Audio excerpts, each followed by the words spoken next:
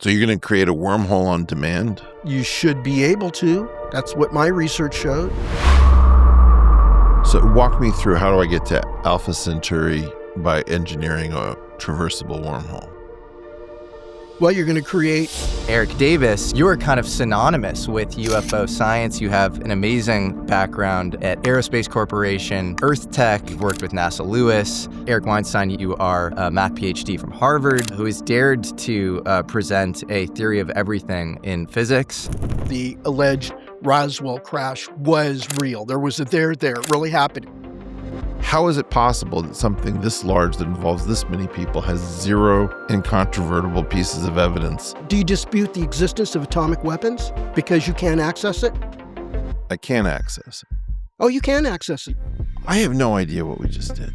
It is a crash retrieval, non-human intelligence, non-human technology. How many of those crash retrieval program people have you met? I think it's 5 total. There's no physics in it. That doesn't make any sense. Say again? It defies the laws of physics. We haven't made progress. We have no physicists. How are they doing on this project decades in?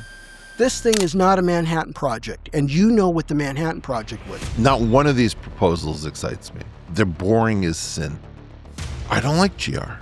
Why are you not tweaking it? I don't have intuition on how I could tweak it. Are there propulsion modalities that you're high conviction in that transcend chemical combustion? Yeah, it goes way beyond even advanced. Are you aware of reports that we are being monitored? Made to know that we do not control our space? Yes. When you see smoke at this level, the question is, what is the nature of the fire? There are different fires. But there is Or there's a a smoke machine. Or there's a smoke machine. Right. Epstein was running many different programs. It wasn't even Epstein probably running. Look, I believe we can leave. And if you believe you can leave, you have to imagine that you're being visited. Ignition sequence start. How is this possible? Nothing too unusual about that. Their existence cannot longer be denied.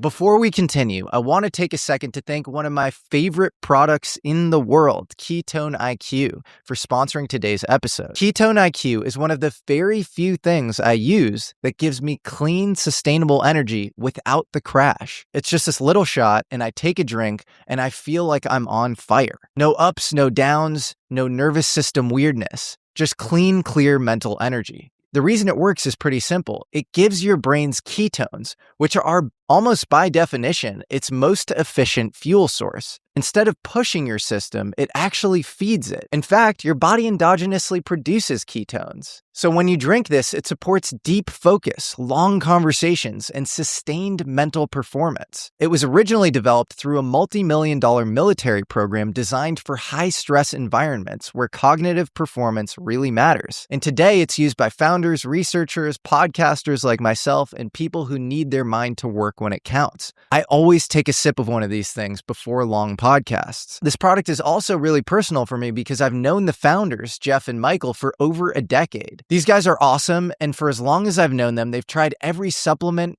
biohack, and nootropic under the sun. So it was a pretty good signal to me that they decided to start a company around ketones. I use Ketone IQ regularly. It's like a mental cheat code, and it's genuinely one of the cleanest energy sources I've ever found. So before we get back into the episode, please visit ketone.com/alchemy for 30% off your subscription order, plus receive a free gift with your second shipment. Again, that's ketone.com/alchemy for 30% off your order. Or you can find Ketone IQ at Target stores nationwide and get your first shot free. Seriously, this stuff works. Thanks so much to Ketone IQ for sponsoring today's episode. As you know, we have a new starship. Of course, we have a healthcare center on board. Ask what my new favorite product in it is? iRestore's Illumina face mask.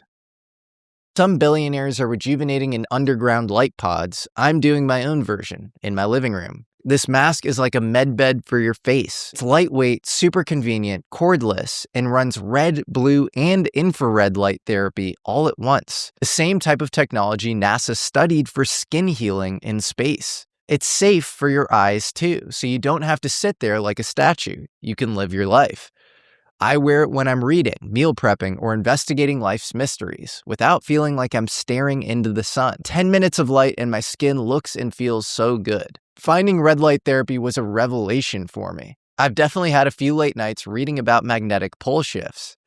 But with this mask, I look like I actually slept. Did I? That's debatable. It's warm, wireless, convenient, and makes your skin feel super soft. And iRestore is kicking off their spring savings with some very big discounts. Right now, you can get the Elite plus Illumina face mask bundle at an exclusive deal when you use code Jesse at iRestore.com. That's Jesse, Jesse, at iRestore.com. Please support our show and tell them we sent you. Dr. Eric Weinstein, Dr. Eric Davis, this is an absolute honor. I can't believe this is finally happening. I think often in this space, when we're talking about UFOs, UFO legacy, reverse engineering programs, you have like a wave function that never sort of collapses, and you have different sides saying things that are mutually exclusive, and truth, it never collapses into true or false.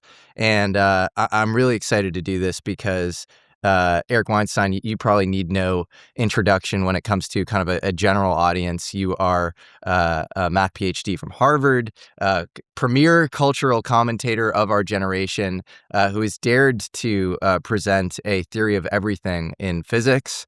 And then Eric Davis, you definitely need no introduction in UFO space, but to maybe a more general audience, some of who might have seen you in this recent Age of Disclosure movie.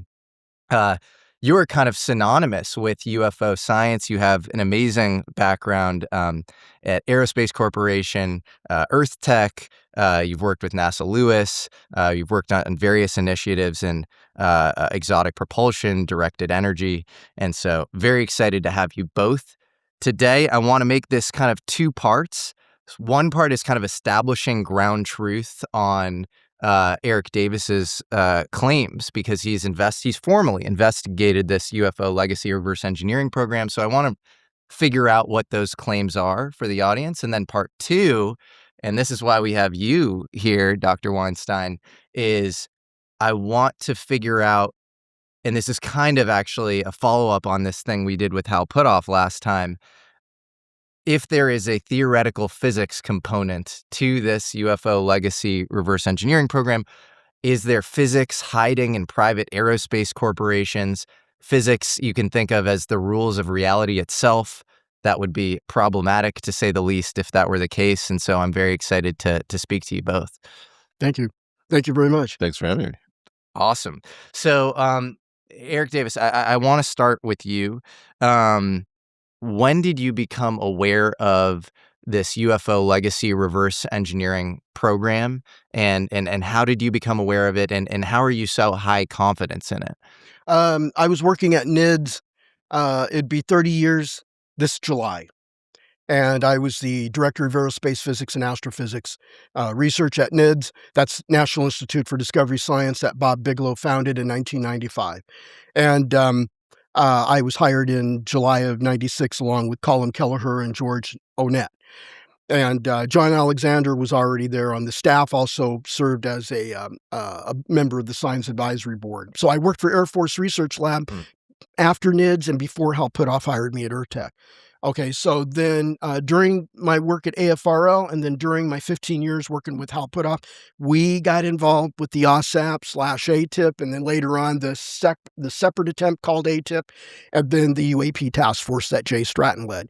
And using my security clearances, my need to know, my access, including my letter that I'm deputized by Jim Lacatski as a representative of the Defense Intelligence Agency, I used all that leverage and authority to get into the crash retrieval program. I couldn't get access to sea craft bodies or talk to the people, but I was able to get in to the people who handled all of that at a programmatic level and got confirmation that all of that was real, that all of it happened. And what's your conviction level in, say, Roswell, for example, like that being a real crash involving non-human biologics? It's 100%. 100%. It's 100%. And it wasn't in Roswell, New Mexico. It was on the Foster Ranch in Corona, New Mexico, which is 30 miles from Roswell. The disc landed at a ranch at Corona, New Mexico, and the rancher turned it over to the Air Force.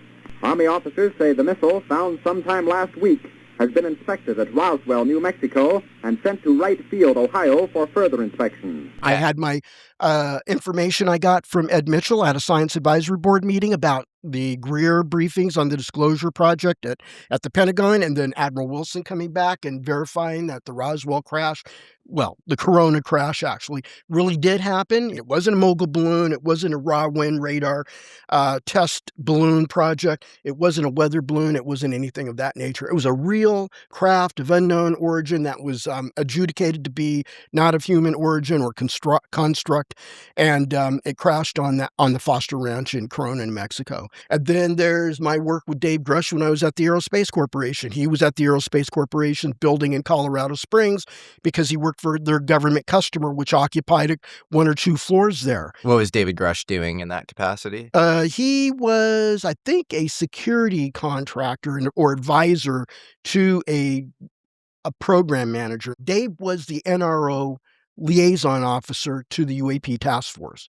So he took direction from Jay Stratton. Wasn't he National Geospatial Agency? No, I said the NRO, the National Reconnaissance Yeah, you Office. said that, but I thought he was National Geospatial. No, that was later. That was later. That was later. Okay, yeah. so he's the NRO liaison to UAPTF. So during the UAPTF, Yeah. he was the liaison officer on behalf of the NRO to the task force. Yep, got Okay. it. So he worked with Travis Taylor, Jay Stratton. There's some other folks that don't want to be named, I know. So I just know that there's a core group there's a core group of 40 people, but there was a peripheral body of 1,000 people that contributed some of their time and labor and resources, and the other government agencies, DOD agencies, intelligence agencies, to feed information to the task force. A lot of people ask about kind of circular reporting when it comes to UFO, testimonies.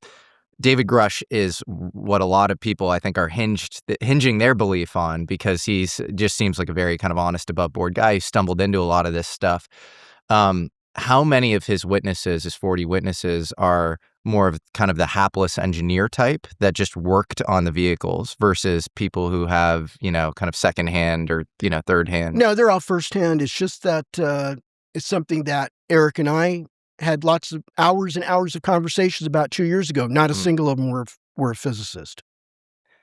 Not a single one of these guys were physicists. They had some discipline in engineering in their profession.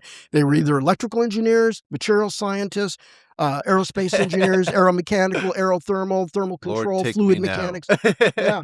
Save that thought. There wasn't a real physicist there. Nobody at the PhD level who was either an applied physicist or a theoretical physicist. Save that thought, please, because that is going to basically be the entire kind of premise for the second part of this. Do you have any questions as I'm sort of, Well, look, one of the things that I dislike very strongly about the UAP world is that you spend an inordinate amount of time, if you're just trying to be an honest, analytic person, is there any actual tangible, incontrovertible proof? And it always seems like there's somehow this tight-knit group of people who, in general, themselves don't have direct proof, but sort of have proof one thing away. And people build entire theories about the names of crafts and who was where, and I just have no idea as a civilian and a technical civilian how to think about this, because I don't want to spend our time in the is it real or not mode, because that basically wastes time, and it's also how conspirators get people not to work on conspiracy theories that could work, is that you demonize and stigmatize the behavior. So I usually would prefer in this situation to just decamp and assume the nature of all of these things. But just to be honest, and it just needs to be said once, I've been looking at this now, I don't know, 5 years since Jesse first crammed it down my throat, and I would say I was clearly wrong about it. It's an enormous area. There's so many people who claim to have had contact with this program in one form or another. I can't believe that anyone could train an acting troupe at Brando levels of sincerity to lie to me like that. On the other hand, I've never seen anything like it where I can't get a single shred of incontrovertible proof, and so many people seem to have it, but they all seem to be under some kind of an NDA where they can't give something real. So just the first frustrating question is, how is it possible that something this large that involves this many people has zero scientifically incontrovertible pieces of evidence so that we can actually, there's no way to predicate a discussion in a way that I know that's responsible. It just completely eludes the scientific community. Yeah, it's because the incontrovertible evidence is kept in the classified realm for security reasons. Well, but There you and go. again, I don't want to. Do you dispute the existence of atomic weapons because you can't access it? I can't access it. Oh, you can access it. Yes, though. if Have I you look, if I look actually at been to if I look at pick the up a teller, plutonium core? Or? no, I never kept the demon core in my Okay. basement. Oh, how about the But I appreciate the the lithium-6 fuel What? and the primary nuclear? Oh, we used to do that in high school. Oh, No.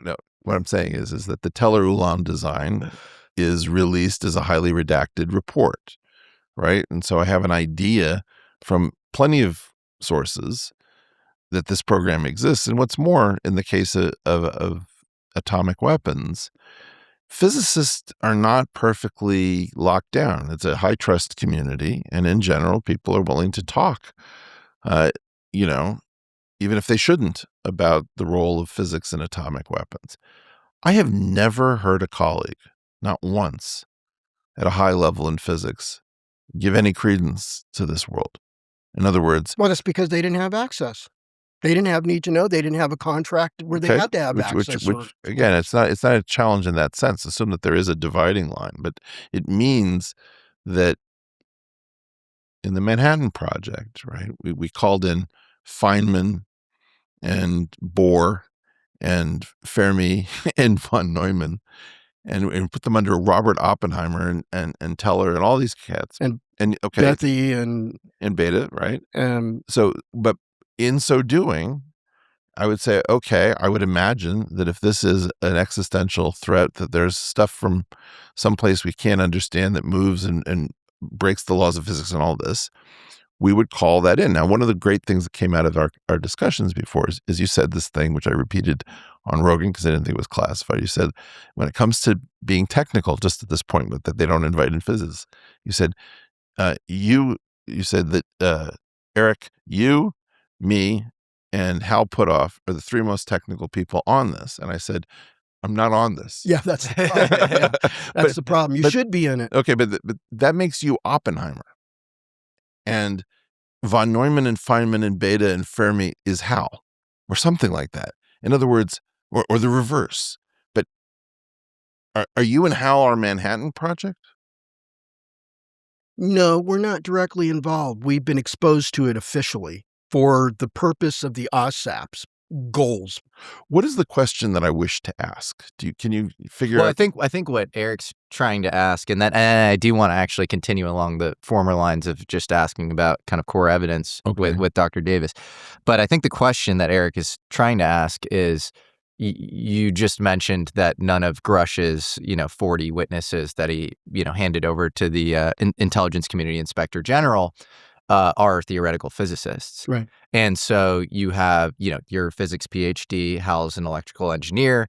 And Well, his PhD was in laser physics, because when you go to Stanford in the 1960s, you can't get a PhD in physics or a master's. So it's you two, and then Eric, who is a math PhD at the highest level, who can keep up with any physicist in the country and has his own physics theory of everything. Oh, I know. Yeah. And so it's all three of you guys, but all three of you are outsiders. He's a real outsider. You two have officially investigated this stuff, and you're saying there are no theoretical physicists on the core program. I've never seen one. I've never gotten evidence from the people, from the leadership at the two aerospace companies I personally interviewed with. That's so wild. I don't mean interviewed with, but who I investigated and interviewed leadership and a few of the worker bees involved. Are there propulsion modalities that you're high conviction in that transcend chemical combustion? Yeah, it goes way beyond even advanced nuclear, and nuclear in aerospace industry is fission, fusion, and matter-antimatter annihilation. Way beyond that. I don't think we have a grasp of it. I haven't heard anybody that I've interviewed say that they have a grasp of it. And even as recently, unfortunately, the one technical person who ended up becoming a senior VP decades later at the biggest of the legacy aerospace companies, he was a materials scientist working on the crash retrieval program after getting his doctorate, after earning his doctorate, and he got hired straight away to work on it for about roughly 2 decades. Who And is then this? Who is that? I'm not going Okay. to. Yeah, no worries. So, Yeah. so basically, he's a material scientist. We've had a lot of classified and unclassified discussions, and I brought these questions up. I asked his questions, Yeah. and the answer is no. We didn't have theoretical physicists that we could put on this. We're strictly limited in the number of people on the bigot list. The bigot list is the list of people who have need to know and access to a particular classified program.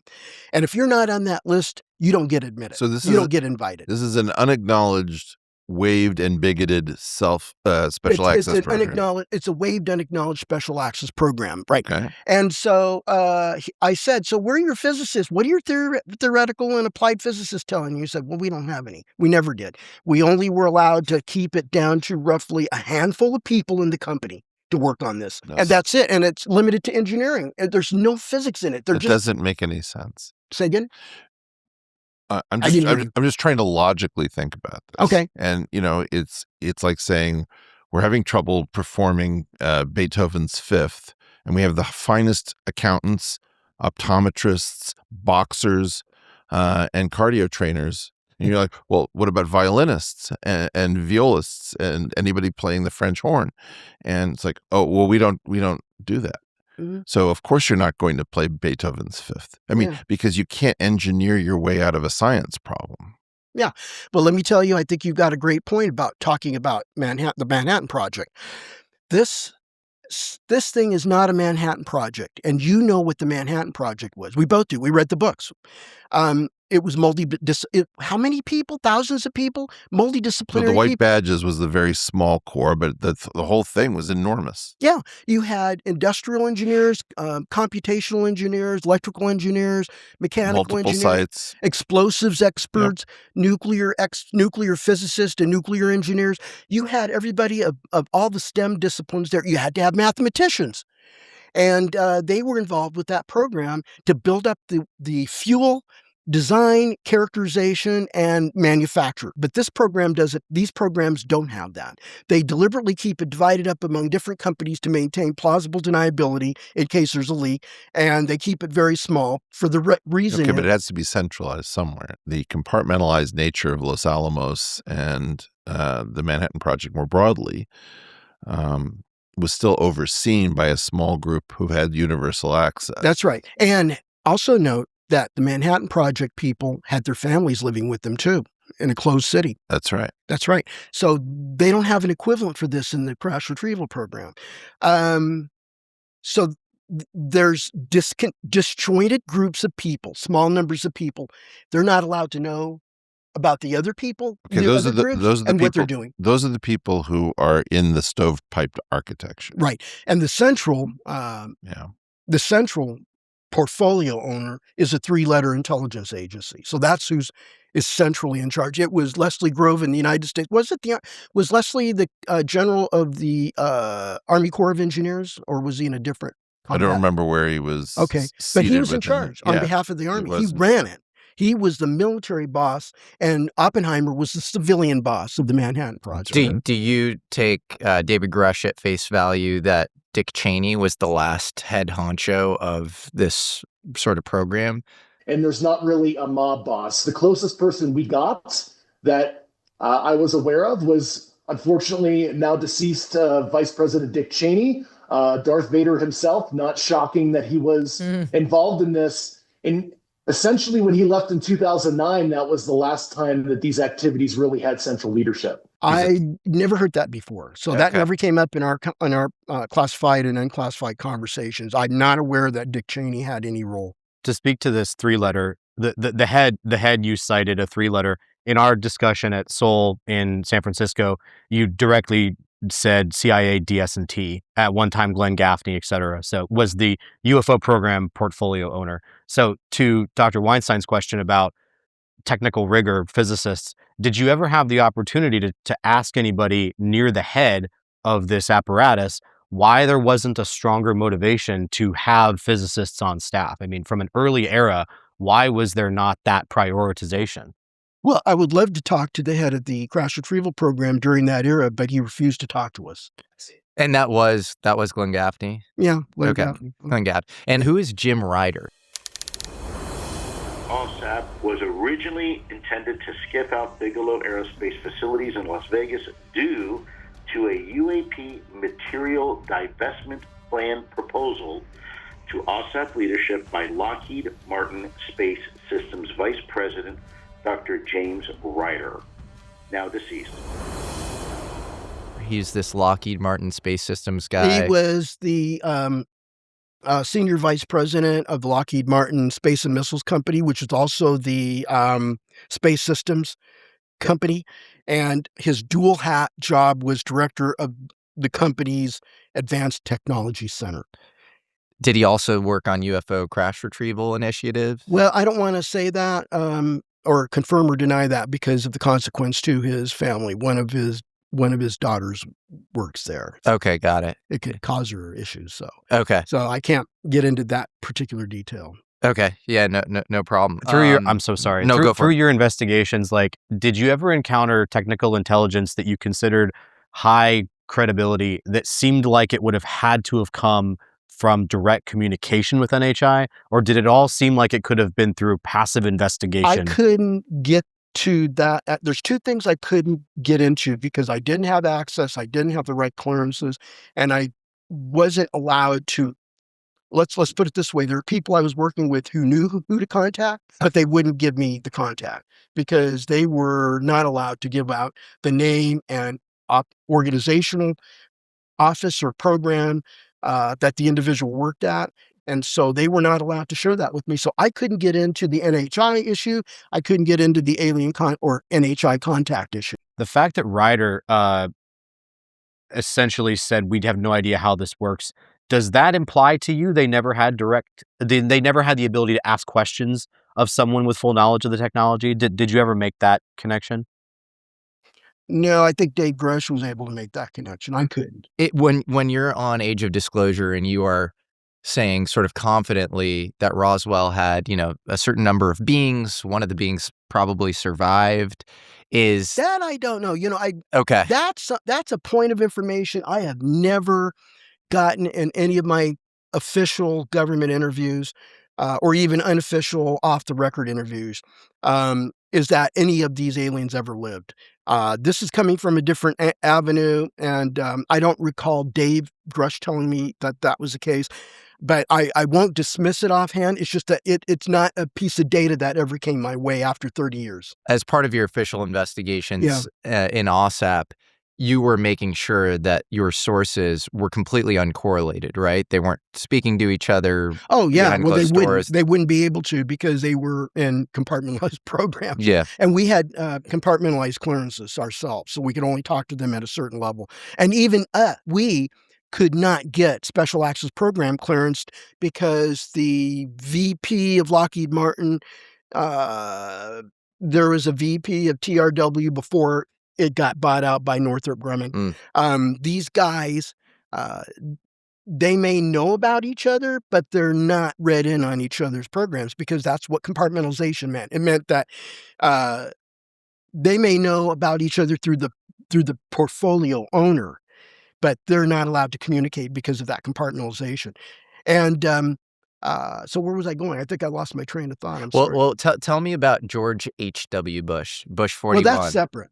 Yeah, totally separate. But just wanted to ask you about your interactions with him because it seemed like from your accounting, he wasn't fully aware of the UFO crash retrieval program, but he became aware of it through some interesting he became means. Gerald Ford's CIA director. Mm-hmm. So Gerald Ford became president. He nominated Bush, and Bush got confirmed, and he became the CIA director. So he goes into this for his first briefing as director of the CIA. The first thing that came out of this briefer's mouth was the Holloman landing in April 1964 at Holloman Air Force Base in New Mexico. So he started briefing Bush on that that. And Bush said, "What are you talking about? I've never heard of this before." Describe what this is for the audience. So, to make a long story short, 3 UFO craft came in. One of them landed not on the runway, but on the tarmac close to a hangar. The other 2 took off, and a gangway came down, extended down, and down comes a humanoid-looking, very tall NHI being. He looked of Northern European descent. So he goes and meets with them, and they go into that hangar. And that hangar turned out to be the equivalent back in those days of a special access program hangar. It's all secured. They've got guards around it. That's the end of the story. So this film was made of it. And this story has circulated at various times. The Defense Audiovisual Agency, under the command of 2 retired generals, I think Jerry Miller was the name of one of them. I don't remember the name of the other. Jacques Vallée talks about them in his book Revelations, I think it is. And he and Alan Hynek were invited to go to the DAVA and see that film, get access to the film and see it. So they got there, and apparently they were not allowed to see that video because one of those 2 generals said that they got intercepted, or somebody got in the middle of that and convinced them not to allow Vallée and Hynek to see that film.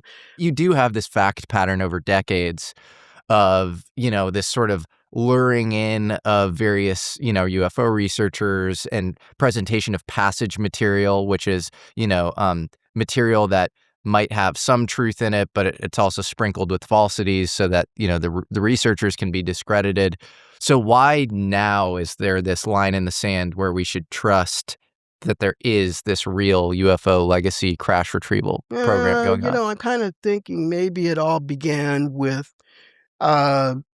Kelleher, Knapp, and Lacatski's first book, Skinwalkers at the Pentagon. I think that started it off. And then Lacatski did his first book, and then out second book last year, and I think he's got a third one coming out. And then Lou Elizondo's book came out. And so I think this is a crescendo of things that have come together in the right time, the right place, the right people, and that's why this is happening. And if you're Stratton and you're hosting, because he was the guy who ran the UAPTF, the UAP task force. That's right. And so, but he also was working with Jim Lacatski on the AAWSAP. He was at DIA at the time. So I don't know if you knew that. I didn't know that. That's He interesting. and Lacatski are the ones that built the AAWSAP program together. Yeah. So it wasn't just Jim Lacatski alone. It was Jim and Jay and their support staff. There's, the DIA and contractor staff that supported them. So Jay was involved with the AAWSAP from the very beginning. And then we talk about AAWSAP, ATIP, these sorts of programs that are, very small dollar amounts, vis-a-vis $22 million, but the inflation-adjusted Manhattan Project. Yeah, Harry Reid had an intention on turning it into a Manhattan Project. This was like just to get it started. And then the subsequent fiscal years that would follow, he was intending this to go like maybe a decade worth $1 billion, maybe $2 billion worth of programmatics. But you were simultaneously saying there is an underlying program that is a legacy reverse engineering program this came after the fact. And that has to be. We were trying to get into the crash retrieval program. Our goal was to get after it and co-opt it into the AAWSAP so we could do what the goals of the AAWSAP wanted us to do. And I don't think that was necessarily to bring it out in the public domain. That was to keep it classified anyway. But our job was to get access to it because we were not convinced that there was any progress made. And as a matter of fact, the senior VP at one of the aerospace corporations who I had years worth of interviews with before and after he retired, confirmed that there was no success in the reverse engineering program after 8 decades. And it just didn't go anywhere. They had modest success, like they understood the materials that craft were made from. They figured out how they were constructed, but we couldn't reproduce any of it. We had no fabrication or manufacturing technology at the time of the crash retrieval programs when they were fully funded and fully operating to figure that out. We could just use our SEM and transmission SEM microscopes and other advanced condensed matter state diagnostic tools and evaluate it, look at it down into the almost nanoscale, and we could see how the materials were assembled, but we could not figure out how to reproduce that process. If we have made no progress, why aren't we more open with the scientific community? Well, that's the security aspect of it. I'm not involved with that policy aspect, and I don't have contact with the people that make the policy on that, so I can't answer that. But you are. It's not that I don't want to. I just don't. No. I get it. And you're saying confidently that there are billion-dollar budgets involved in the actual core UFO legacy. I don't know that it's that much. It was on that order from my interviews with TRW and Lockheed Martin people. That was the order of magnitude of the budget expenditures that were given, not on an annual basis, but it was more like maybe over a 5 to 10 year period. But then the budget would go up and down, just like NASA's budget would go up and down. So the budgets would go up, and they'd be flush with money, get a few more people in, get some better equipment in the lab, and then the budget gets cut, and they got to go to bare minimum operation. People get laid off and whatever. I wanted to ask you, there's this sort of, not even lore, there is a document called the Wilson Davis Memo. You get asked about it all the time. It's kind of apocryphal meeting that occurred between you and like Admiral Thomas Wilson. UFOs or something. That's right. The lost gospel of the Bible. You are famous for your meticulous note-taking, and apparently this meeting took place in the EG&G parking lot, and it is this, admiral who is head of J2 Joint Chiefs. He was retired at the time. He was retired at the time. He got back into active duty for a short period of time because he had to close out a project at Area 51 that he was responsible for under his office at the DIA that he initiated. And it was a complicated project. He couldn't tell me because I didn't have that kind of level of access or anything like that. So he all I know is he said, I'm back because I've got to go back up into that. He wouldn't say Area 51. I knew what he was talking about. He was saying, he used the word back in those days, the undeclared or unacknowledged facility near the Nevada test site. Okay. And he had to go back there because they needed to close out a major project he initiated when he was active duty DIA director. And so he was willing to meet with me at the behest of two guys at the National Nuclear Security Agency that I personally knew. John Alexander and I knew them. We were all members of the Association of Former Intelligence Officers. We were forming a Las Vegas chapter in 2002. So these guys were in Las Vegas because one of them is the Director of Intelligence at the NNSA site in Vegas, in Nevada, and the other one was the Director of Counterintelligence at the NNSA site as well. And so at least formerly, Wilson was supposed to have all military tech under his purview, under his scope. And he's expressing a lot of frustration to you, right? That he's just met with this private corporation. And this is back in 97. This is in 97. The summer of 97. And he's saying there's this team of people in the hundreds of people, and they have this material that doesn't seem to be of human origin, and progress is sort of slow and cumbersome, but that he, for whatever reason, wasn't supervising or overseeing it, even though he should have been. It's that they claim he didn't have need to know, and that's possible. Their budget came from his. In other words, their funding came from his director's budget, the budget he gets as a director. This was DIA money that he wasn't aware of. He wasn't aware because this is a WUSAP. He hadn't been read in on it. And so when you deal with budget line items for these things, they're just innocuous budget codes that a comptroller general of the Defense Department or the military services or the U.S. government understands how to read a budget code, and then a standard plain English description is deliberately meant to be vague so you can't identify it. That way, if the budget document gets captured by espionage assets from foreign nations, foreign adversaries, they won't understand what the hell it is. So all they're going to see is something they may or may not even know how to interpret, and some innocuous words. And this could be as innocuous as Aerospace Technology Review, or let's look at the AAWSAP, Advanced Aerospace Weapon Systems Application Program. It could be something similar to that or of that nature. You'll see something of that nature. It doesn't say UFO, alien, off-world. It doesn't give you any clue or indication as to what it is.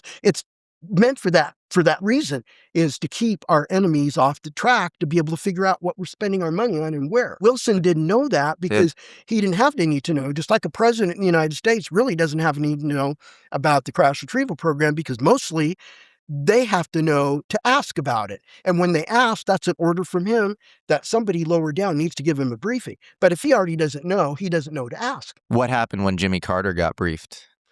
I don't know what the aftermath is, but I know that Alonzo McDonald confirmed to several of us that in our group during that era, the AAWSAP era, that he talked to the staff that attended that briefing.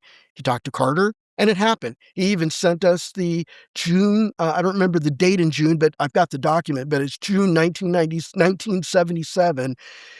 It was an economic meeting in the National Security Council meeting rooms. But then when it came time for this classified UAP or UFO program briefing, they moved it to the Oval Office. Do you know what the nature of the meeting was? Wow, what we popularly known as Project Aquarius. And so I know that Alonzo did not dispute that was the code name. It might not have been, but it might have been. But he said, this was it. This is the real deal. This really happened. And by the way, I got from the Carter Library the attendee list for that date. And it shows the name of the regular meeting for the Economic Something Council, because that's what Alonzo McDonald's job is at the White House. So is that public information? The names of the people that attended were there. The only thing is 2 names and organizations were redacted. Out of all the lists on 2 pages, only 2 got redacted. Can you send me that? Say again? Can you send me that with the redactions, obviously? Oh, I can send that. That would be amazing. So basically, Alonzo confirmed that it happened. He was then the principal staff director of the White House staff. I think that was the title back then. Before that, he was Jimmy Carter's special representative for trade, I think, to the United Nations. So he had something like an ambassador level title. Do you know anything that transpired in the meeting itself as far as? Well, he talked to Carter and the guys that are named on that list, and he asked him what transpired. Carter told him, and the guys who attended told him. And they said, we learned that the United States government has been in contact with aliens, UFO beings. Danny Sheehan says Carter's head was. Oh, so continue. Well, what Sorry. he does is when he's in a moment of stress or something that's really critical, Alonzo told us that Jimmy or President Carter has a habit of putting his head down on his table like this and praying. This is how he prays, on his desk or at a table. On a briefing table. So that's what he was doing. He was just praying. And he was praying about the consequence of this information that he just now learned. What its consequence to American society is, and maybe to the United States government and our defense of our country against an unknown potential hostile, we don't know, force that we don't have a technology to overwhelm. Did he learn about, have we had treaties or agreements with any of these beings? That I never heard about. No, that never came up. Okay. I don't recall. I've seen the Aquarius document. Alonzo said it was real. People have been saying for years that was fabricated by Bill Moore and Rick Doty, and it turns out no. Alonzo said those guys had nothing to do with anything. That document, and by the way, I don't think you can find that document on the internet unless you use the Wayback Machine nowadays. It used to be available as late as 2010 or 11, and then it's just gone. So Alonzo read every word of the Aquarius briefing, and he said, "Oh yeah, that's what these guys told me that they did. The guys in the briefing got together afterwards, went to a motel, and they basically wrote down from memory what they recalled about the briefing, because they each got briefing documents. When the briefing is orally given, they're reading through it. Then when the briefing's over, they got to give the document back to the CIA guy at the door that gave them the documents, because they're going to be destroyed." Where's what they wrote down from memory? Where are those documents? Well, that's the thing. Those are gone. Okay. So I'll get to that. So how do you know they're gone? The White House gets a copy, permanent copy for their records. So that's in a really heavily classified part of the Carter Library, I believe, maybe. And then the CIA keeps a copy because that's their program. Okay. So these guys had 8 by 14 inch, legal pads, And they all meet up in a hotel, and they all start downpouring from memory what they think what they recall of the briefing document. So they did a round robin. So everybody passes their document to the next guy, so forth and so on, all the way around. And so they're going to cross-check what they remember against the other guy's notes. And they're going to keep doing this until they find, they're going to disagree on what was said on this little point of this language and this terminology and whatnot. They're going to keep doing that until they finally converge on a document that strongly resembles the briefing document that they all read. And they all agree on it, and they said, yeah, this is more close to what we read. And we collectively, came to this convergent final version. So somebody type that up on a old-fashioned electrothermal printer, and that's what you see in the photographs that Bill Moore took of that document. Okay. And it was said that the Senior Falcon was somebody else. I know his name, I just can't think of it, but it's in one of my investigation reports. Why do all these guys have bird names? I don't know. That's just the choice of an admiral at the DIA. Okay. Nothing to do with the aviary. Aviary is more in the 1990s conspiracy era, or maybe the late 80s even, or early as that. This is Senior Falcon was a DIA officer who was sent to communicate with Jamie Shandera and Bill Moore. He was the one that passed undeveloped 35mm film of the so-called MJ-12 documents. These are the first generation documents that were created by James Jesus Angleton's Chop Shop, his mole hunting document production factory. So that's the connection there, is that these documents came from the Defense Intelligence Agency. It was the Directorate of Human Intelligence Collection. And Admiral Edward Burkhalter was the director. And Air Force Colonel Roy Jonkers was his chief of staff. So those documents came out of there. Well, this whole thing about the films, the undeveloped rolls of 35mm film that would go to Bill Moore and Jamie Shandera, that was what that was about.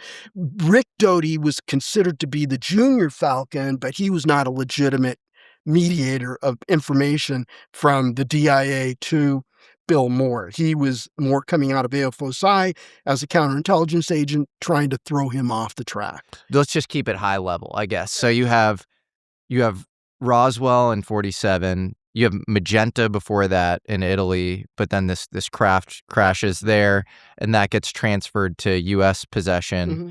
And then how many other crashes between the 30s and today? I can't give you the official number because I know that number on a classified basis. I could say it's less than 40. Okay, less than 40. I think Hal Puthoff said on the Joe Rogan Experience somewhere like we have between 10 and 15 crafts in our possession. He said 15. I think he said more than 10, but that's still more than 10. Yeah. Okay, He got said it. more than 10. I'll just say less than 40. More than Would 10. you describe the majority as wreckage or intact? Mix. An It's a even mix. Okay. Okay. And not all of them involve recovery of NHI bodies. Dr. Davis, what gives you confidence that we haven't made progress with any of this material? I can't speak of my confidence level after my senior VP source died, because before then I'm highly confident because he was still connected in. He was still on active duty work up until he got retired in the early 2010s. Then he's retired after that, so he's sharing with me the information that he had all the way up until he retired.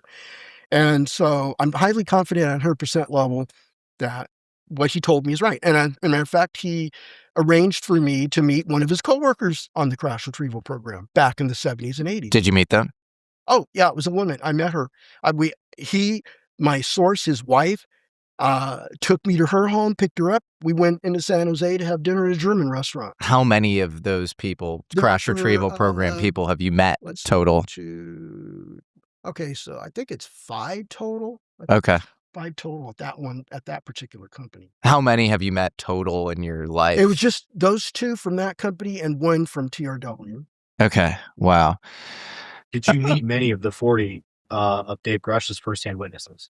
Say again? Did you meet many of the 40 of Dave? I didn't even know who they are, really. He never shared that with me. I see. I have a rough guess, but believe me, don't confuse that 40 with the 40 core people on the task force, on UAP task force. They're not Totally different. Yeah. they're totally different. There's no overlap. No, that makes, I would hope I that think there's Dave no was- real. Yeah, I don't think Dave was allowed to tell me the names of those people or their organizations and where they're located because that was WUSAP level. Yeah. Final question Don't- before I want to get into the second section of this discussion, where I want you to drive mostly. But how did Admiral Thomas Wilson react when you met him in 1997, and why? I guess why did people direct him to you, and then what transpired in the meeting? I can't get into that. Because Okay. I can't confirm or deny that we met for the security reasons. Okay. There are legal issues still involved that are active. So, Okay. Because I can't reveal that in public. That wasn't meant for public consumption, and that was released from Michels' estate, Mhm. and that was supposed to be destroyed 1 year after Mitchell got a copy of it as a courtesy from who generated it. And unfortunate that his kids were sloppy, and I guess Ed was sloppy in that he didn't give any instructions on what to do with that document if he should die, but he was supposed to destroy that as far as I understand. I would be remiss if I didn't. This can be cut if it's not okay to air, but during our discussion in San Francisco, you did confirm that you wrote the Wilson Davis notes by way of a conversation about I can confirm they're seeking real. legal counsel. Yeah, they're real. They're legit. They're 100% accurate. Yeah. Okay, thank you. But that's the typewritten version.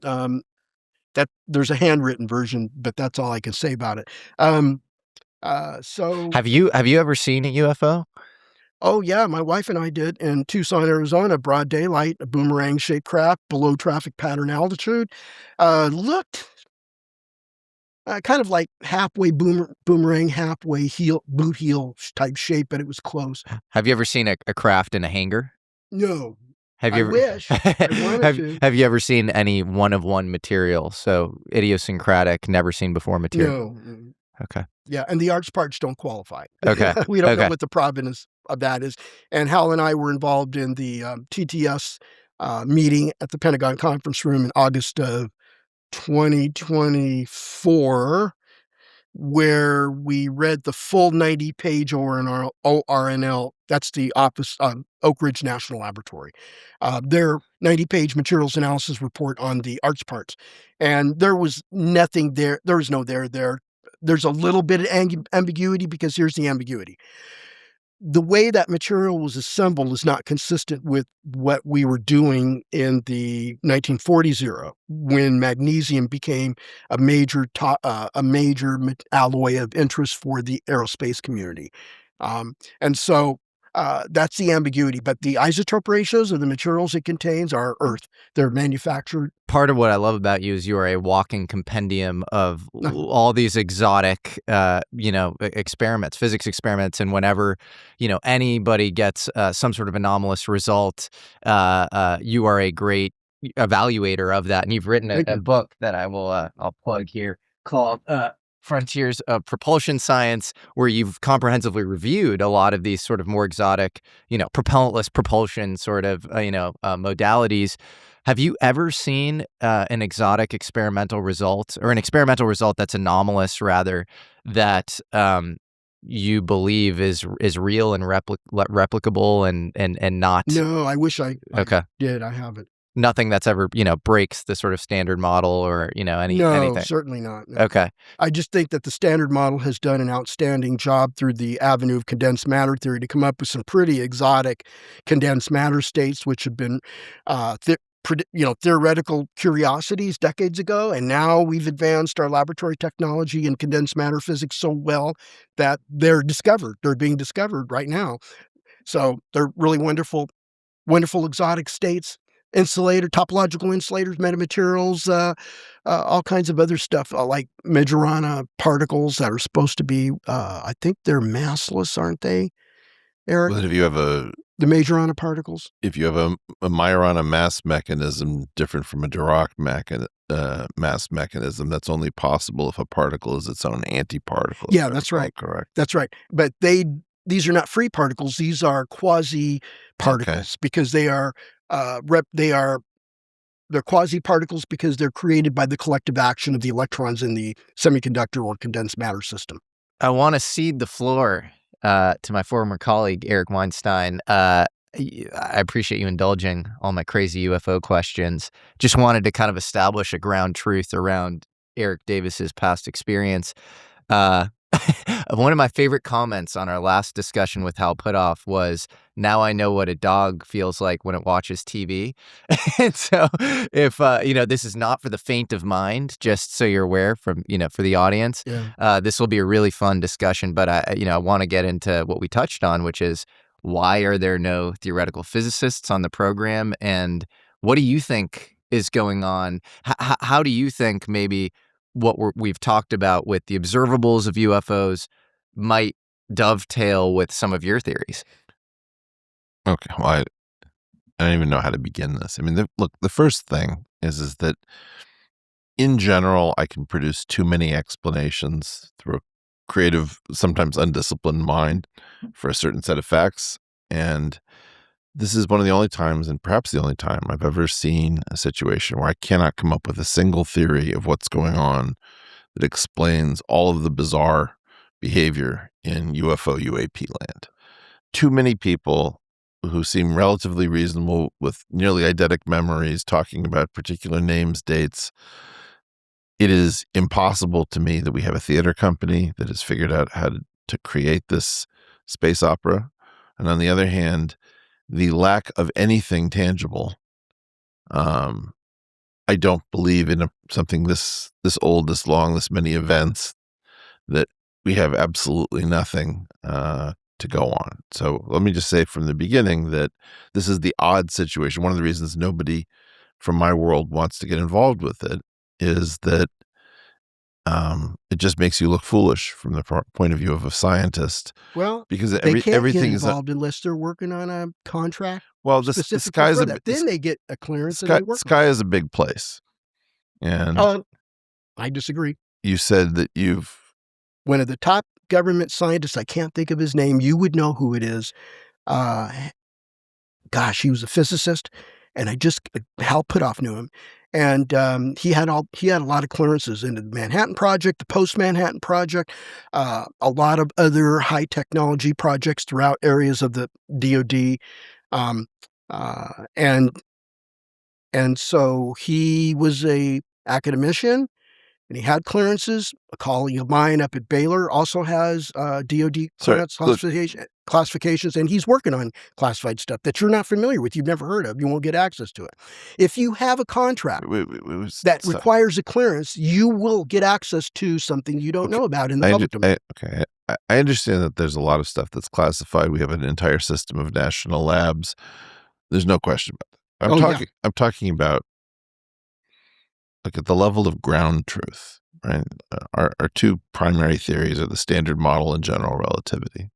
Both of them are relevant here as limitations on what we can understand of the world we see. And if somebody has access to theories beyond those two, and they predicate manufacturing on it, and then we get the gifts of that manufacturing, just assuming that that story is correct, we should be seeing some very weird stuff that is not explicable, as if Newton was looking at Lorentz contraction.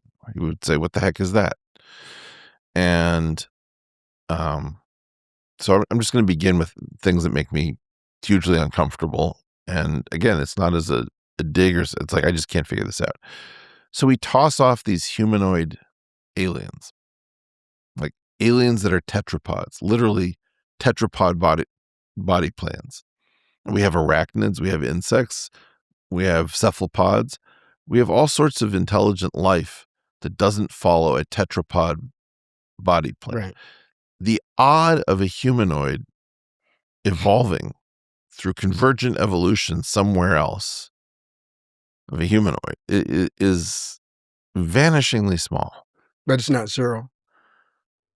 Yeah, but it's preposterous. But Occam's razor wouldn't be that these beings would be from elsewhere. They would be that they'd be derivative of humans. Or look, you That's a can tell me possibility. some other story, like these things aren't even really the beings, that the real beings have constructed these things to interact with us, not to make us uncomfortable. Okay, I understand. Do you believe that?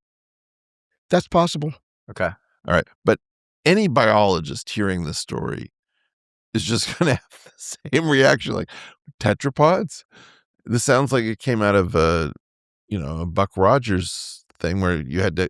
It was too hard to hire an actor to behave as if they had a completely different body plan. So all aliens from the golden age of cinema or silent movies, whatever, were going to be tetrapods if they were playing an alien.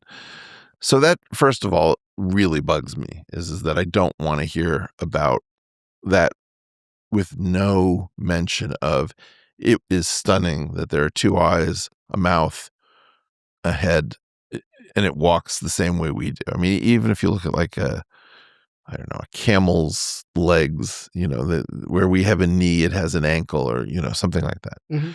So that's the first part, and that's just the biological. The next part is, I was very interested looking through some of your physics papers. You seem to live in a world that I really honestly didn't know existed. So I learned something from that. It's sort of like national security physics. National security physics. Yeah, that's not like a real thing. But if I look at a lot of your papers, they're focused on bizarre, how would I put it?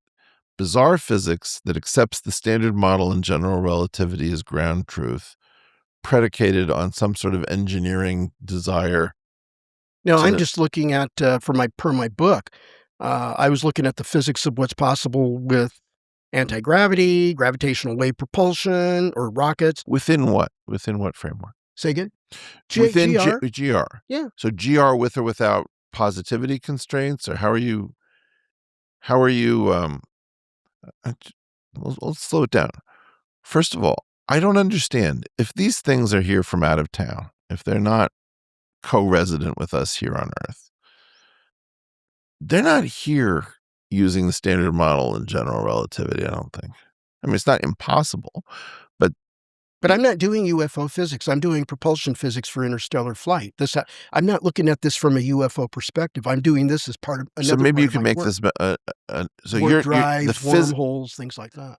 Okay.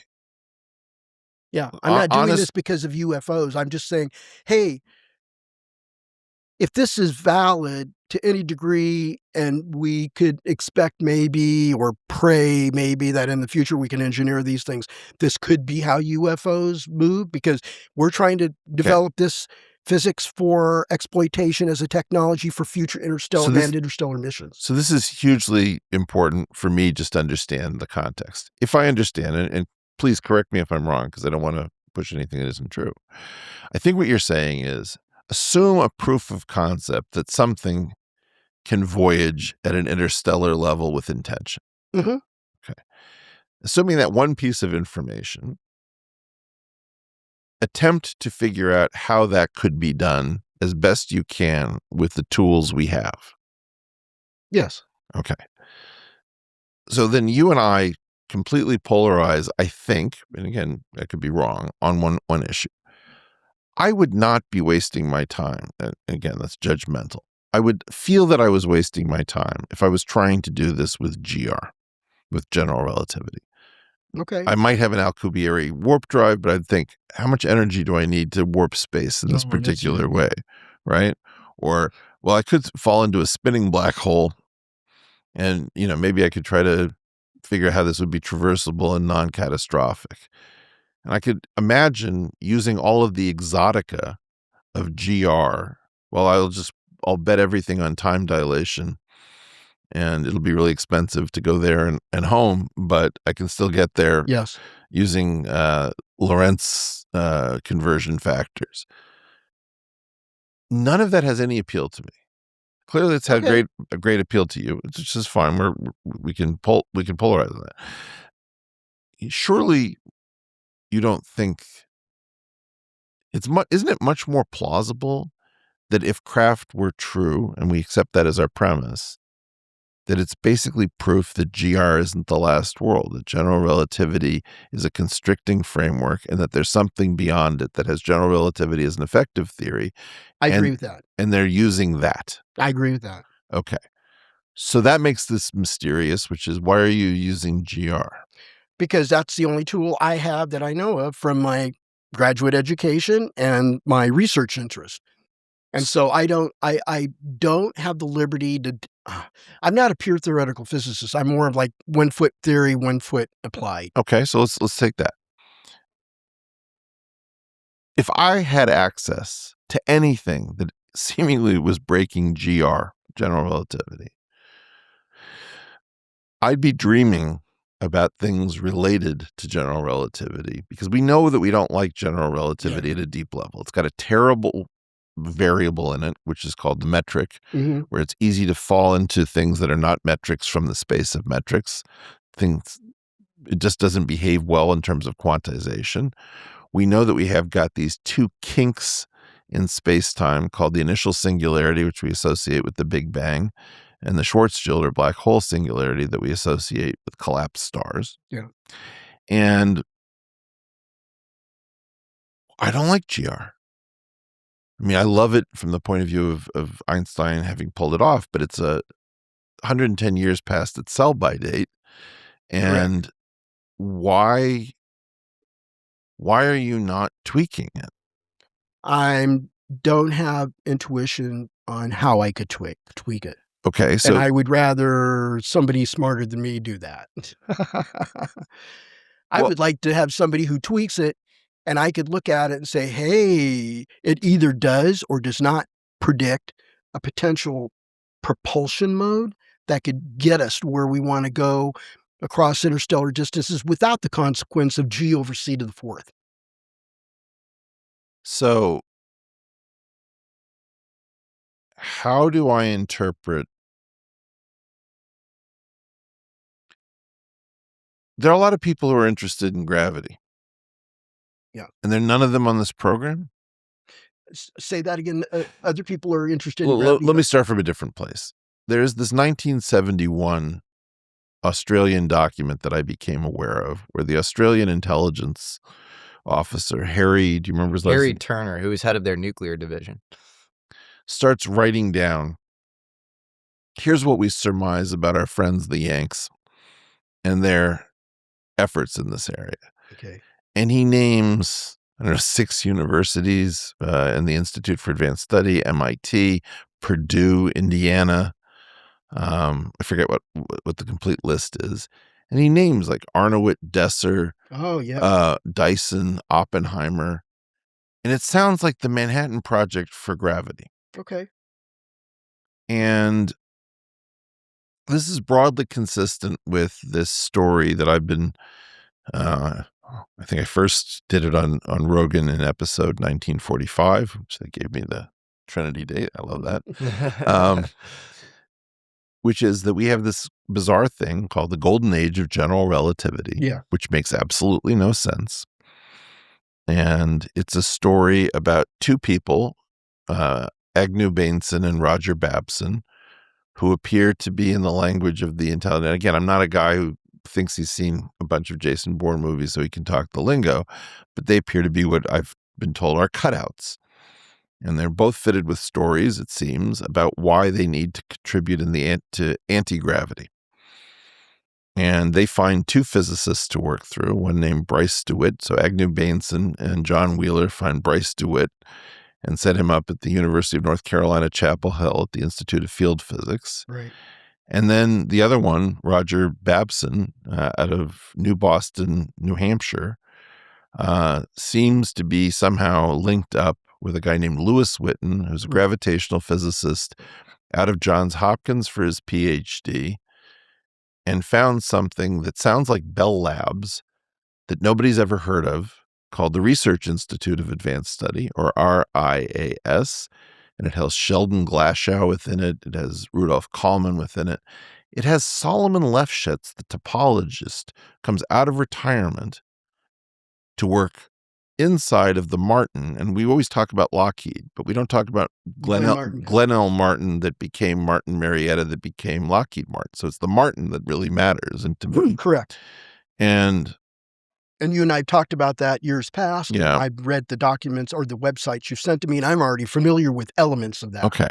I've got old newspaper clippings. All right. So we've got A-team talent. We've got Sheldon Glashow, Rudolf Kallman, Solomon Lefschetz, Desser Arnowit Dyson. This begins to feel like, the boys are back in town. Yeah, this is physics firepower. Yeah, right. And then the trail just seems to go cold in the beginning of the 1970s. Correct. So, and I could never reconcile that. I noticed that back in graduate school during the 80s, and I went to an APS meeting. That's the American Physical Society. So I went to an APS meeting with my dissertation supervisor, and I ran into, they have like a booth for the APS, all the books they sell, the Physics Today magazine. Well, that was published by somebody else actually, but they have all that for members, for membership services and benefits. And so they've got this advertising booth in the commercial exhibit part of the conference, and they had the APS historian. And I brought that up with the historian, 1984? And Bob Forward was still at the Hughes Research Labs in Malibu. He's the one that motivated me to ask that question, because he had been looking at anti-gravity when he was at Hughes. And this is before he got his PhD in general relativity under Joseph Weber at University of Maryland in the late 50s. And the APS historian had no answer for me as to where this disconnect between what happened to anti-gravity research? What happened to this golden age of GR? He said something to the effect of similar to what you said. It disappeared in the 70s, but he never saw what happened. All of a sudden, roughly the early 80s, now we have superstring theory coming up. No, there's an interregnum. So we have this golden age of general relativity. Things culminate in the Standard Model 73, 74 in particle theory. There is a period where there are two great ideas in physics, supersymmetry and grand unification, right, which dominate during the 70s. Then there's a pre-string-like craze for something called n=8 supergravity. And n=8 supergravity was the candidate theory. It's too unique to be wrong theory of everything. And then right up until 1984, where we get the Green-Schwarz anomaly cancellation, and Ed Witten, Lewis Witten's son, directs the entire field to put its energies on one bet. And this is where the phrase, the only game in town, which I remember that. Togit, T-O-G-I-T, the only game in town. And Togit takes over physics, where if you say anything that isn't string during this period right after 1984, it's a bloodbath. And basically, Feynman is upset about it. Glashow is upset about it. Weinberg basically pleads no contest and says, I'm voting with my feet. I'm going to go do this cosmology in Texas. And years later, we get this very weird meeting about AI, not related to physics, between Mark Andreessen and Ben Horowitz. And they're sat down and told, do not invest in AI startups. AI startups are not going to be allowed to be a thing. We're going to have 2 or 3 AI companies, and we're going to cocoon them as part of the federal government. And Andreessen and Horowitz are sitting there, and Horowitz says, well, I think they say, well, how are you going to restrict this? You can't do it at the technology level because it's just math and you can't classify math. Yeah. So Ben basically said, look, it doesn't make sense because to regulate AI at the technology level, you're regulating math. And of course, we're not going to do that. That doesn't make any sense. And you'll recall that what they said was, no, actually, we can classify math. We can classify math. And literally, this is verbatim. We classified whole entire areas of physics in the nuclear era and made them state secrets, of the theoretical physics, science of physics. Okay. Now, quantum gravity if you look and you do a Google Ngram search, there's basically no hits on quantum gravity until around 1972. And it comes out of nowhere. And we're backfitted with a story where I can get almost any physicist of today to repeat the phrase that quantum gravity is the holy grail of theoretical physics. That's right. It's a fictitious history. I remember that's when Fulling, Davies, Ford, and that group started publishing their papers on semi-classical quantum gravity.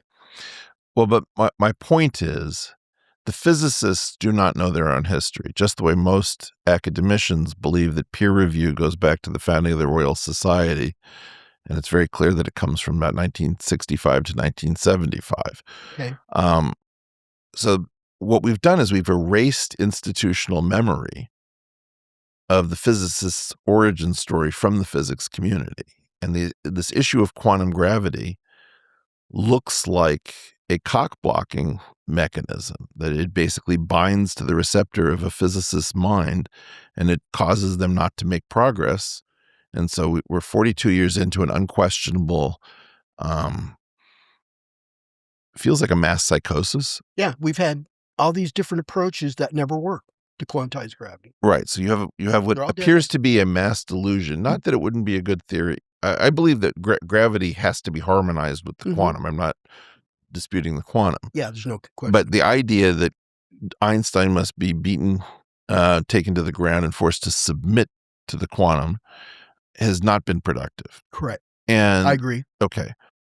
But after 42 years of failure, you would imagine we would hold at least 1, 2, or 10 conferences saying, what do we have wrong? Why are we not trying to make progress? And you don't see that.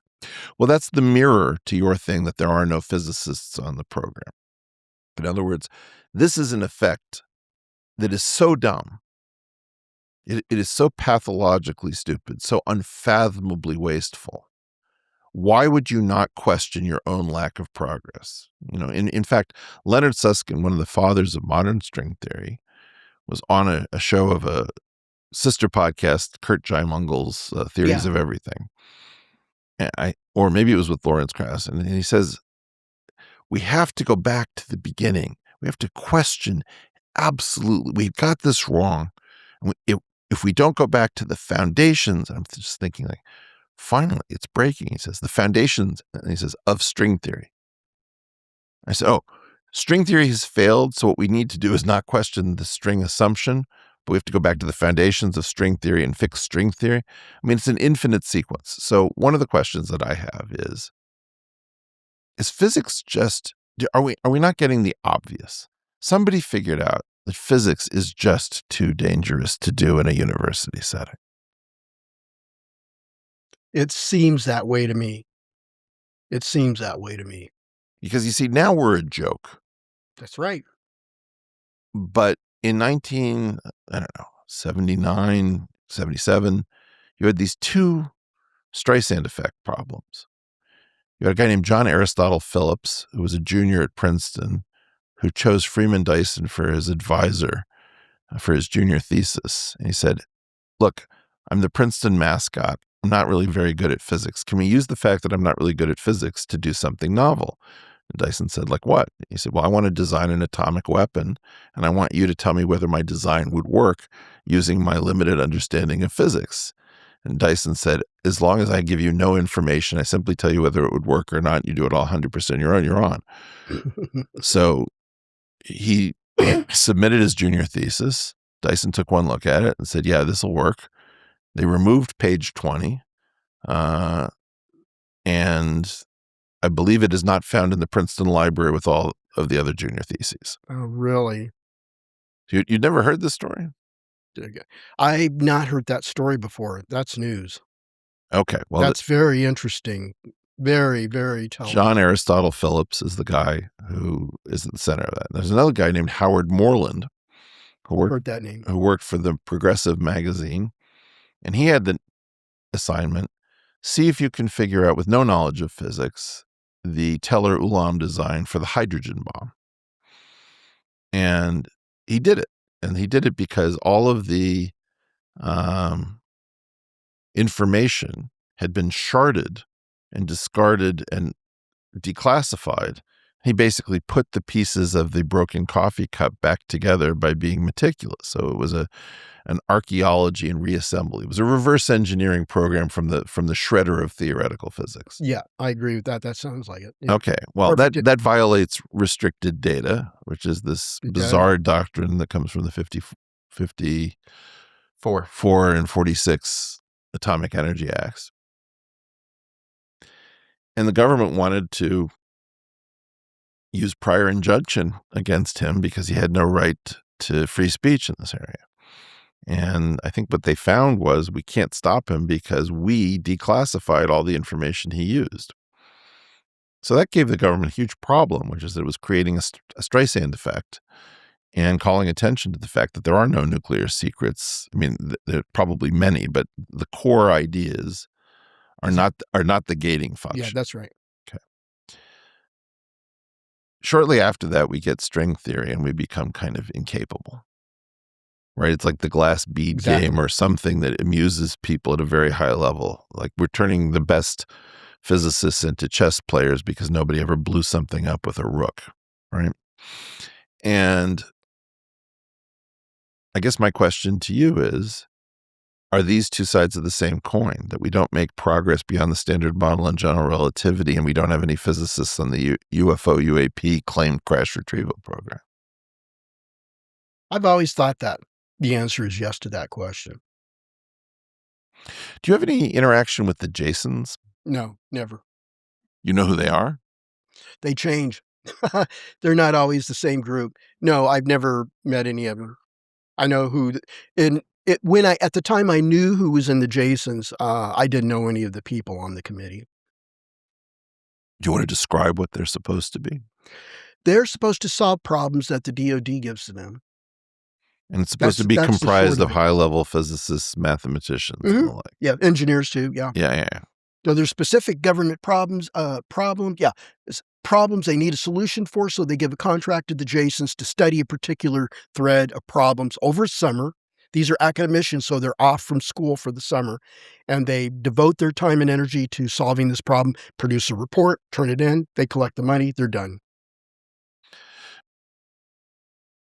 One of the things that I think is really interesting is that there are a tiny number of people at a very high level in the foundations of theoretical physics. Correct. And I think most people don't understand what some of these people are. If I show you a violinist who's a soloist, there's no possibility you can convince yourself that that guy knows nothing or that anybody could do that, right? Like you see something that's so astounding, only a tiny few can do it. I believe that the same thing is true about theoretical physics and pure mathematics, that once you're in the game, you realize what a tiny number of people are at the highest level in this game. And it's just very vertical and there's no mercy. Oh, that's true. Okay. So I've known that all the way since I was in middle school. I read enough of physics literature when I was a kid. I realized that. So here's my question. If I look at those people, they're so few in number, I could track all of them. And Correct. You pretty much know, not exactly, but by their PhD, you have a 75% chance that you've identified deep talent. Yeah. So, one of the things I've said to Jesse is if you wanted to figure out that the NSA was there while it was still no such agency, you'd look at number theory PhDs and you'd ask, what zip codes do number theory PhDs live in when they don't get an academic job that's visible? And you find that they're clustered around Fort Meade. Yeah. Okay, do the same thing for this. Imagine that what you need is general relativity, the differential geometry that goes underneath it. So let's call that Riemannian geometry. Mm-hmm. The standard model, the differential geometry that goes underneath that, we'll call Aristotelian geometry. And what modern geometric field theory, TQFTs, conformal field theories on up. Shouldn't we be able to figure out if there is a program that's actually working on this where it's located by virtue of the fact that there's almost nobody in this game, and we can track their physical movements. In other words, we would have figured out that there was an awful lot of physics firepower at a boys' school in New Mexico. That's very interesting. So like a little detective search. I mean, my point is that this is the bottleneck. And in the current vogue of saying, the lone genius theory is wrong, then that wouldn't work. But the lone genius theory is clearly right. I mean, it's just obviously right. It's a psyop to say it isn't. So my claim is I know a great deal of those people, like personally. Okay.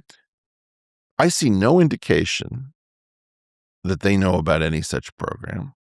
And the only exception I can find is that there's one black hole that you go into and you don't come out of called Renaissance Technologies that hires in these exact specialties. It's got a level of profitability that doesn't really make sense based on what I know about markets. And it's got a secure campus. It's right next to Brookhaven National Laboratory, and it has the resources of SUNY Stony Brook. And SUNY Stony Brook has a math and a physics presence that is far above its rating as a State University of New York campus, even as a flagship. I wasn't aware of that. That's in Long Island, correct? Correct. I mean, I think most people didn't realize that C.N. Yang was the world's greatest living theoretical physicist until very recently. I mean, he was like 104. But that's where he was. He was at the State University of New York at Stony Brook. I didn't know that. Wow. So my question is, can we figure out whether or not there's a grown-up effort? Because I don't think it's really easily possible to reverse engineer these things when your science is lagging. Like GR is the problem. The standard model is the problem. I agree with that. Absolutely. And yet your papers... Well, my papers are separate from that. That's the whole point. It has nothing to do with UFOs. It has to do with Mark Newton's breakthrough propulsion physics program. I'm just contributing my knowledge. But those designs aren't going to work. Well, I didn't know that then, but I'm at a point where I know that it's difficult. Well, it's going to be beyond difficult to engineer warp drives and wormholes. Well, this is what regardless I'm very glad we're having the this configuration you I took one look at this stuff and I just said, why is he wasting his time? It's interest me. It's what I love. And I haven't been able to figure out any way to jump off that track and get on a track to an alternative version that could lead to something as revolutionary as trans-medium propulsion that UAP demonstrate. Okay. So at a bare minimum, we would say GR and the standard model, but I already know that even at the bare minimum, that's probably not even touching the truth. Right. I think what's happening is I think the UAP craft are manipulating the information domain, because I think that there's a subquantum domain of information. People talk about Shannon. I'm talking about Fisher information that Roy Frieden at the University of Arizona did a lot of research for 25 years on, published 2 books through Cambridge University Press on Fisher information, was able to use that to derive all of the major theories and principles of physics, including the Wheeler-DeWitt equation, from that being observed and the observer. So it's all based on the observer, which is quite a quantum statement. So I'd have to dig it up out of my phone to be able to read to you the 2 key terms of Fisher information from which physics derives. New Scientist did an article on it, which was just brilliant. It was in the I'm not following exactly. late 60s, but late 90s, sorry. So look, right now there's a vogue for if physics doesn't work, we can talk about quantum information and information theory, because computers have money. And so it's a way for us to try to get money from people who know computers by making physics like information is the basic layer of the world. So I've watched that push for a change of variables, just like let's make black holes the new harmonic oscillator, the test object that we push everything onto. I really don't find that highly compelling. Like we basically have quarks, leptons, force particles, Higgs. We have this arena called space-time. It's all a model. The model is extremely good, but we don't live there. We don't live in space-time. No, I know that. Okay. It's not lines, curves, points, and manifolds. It's a physical space. Yeah. No, but it may be a manifold. I'm not saying that it isn't. I'm saying that because of the defects in these theories, that you're looking at an effective theory and you're trying to figure out what the parent theory is. Do you have any guesses about that? That goes back to some ruminations I've had based on quantum entanglement networks. People in Quantum Magazine had talked about the work they were doing on quantum entanglements and tensor networks, where they were able to show in a model how the Big Bang is actually a unfolding or an emerging of space-time and elementary particles and the interaction forces from entanglement networks. And I just don't know how long that how far that has gotten as a theoretical development. But I know that the initial stage of work that was done in the mid-2010s was pretty promising. I just haven't found any publications to show or inform me on where they've gotten with it. Let's talk about getting a craft across interstellar distances. Mm-hmm. You've got some kind of, and I want to be clear that I think propulsion may even be misleading, but there's something like, is there a method of conveyance? Let's call it conveyance. Second of all, there's an energy requirement. Of course. And what I'm looking at, I hate to interrupt you, but what I'm looking at is something that bypasses GR, because GR is difficult to use. Well, let's talk about that in 1 second. Get around that whole energy requirement that shuts down the ability to engineer and build wormholes or warp drives. We've got to come up with something that gets out of that whole GR. You're grooved towards this toolkit that's pushed in front of us, right? Like, entanglement is a real thing, but we talk about it, in my opinion, sometimes too much. I think another thing like that is black holes, wormholes. Again, real things, but at some level, we don't know whether the black hole in the sky and the black hole in the model are the same black hole. Yeah. And all of these things that we can do lead nowhere, right? We've been around the traffic circle a million times, and by the third time you've seen the same 7-Eleven, you're starting to think something's wrong. Let's talk about GR as a problem. So in the standard equation in GR, we've got really 3 terms. We've got the Einstein curvature term. We've got the dark energy cosmological constant term. Lambda G. Yeah. Well, lambda times G mu, the metric G mu nu.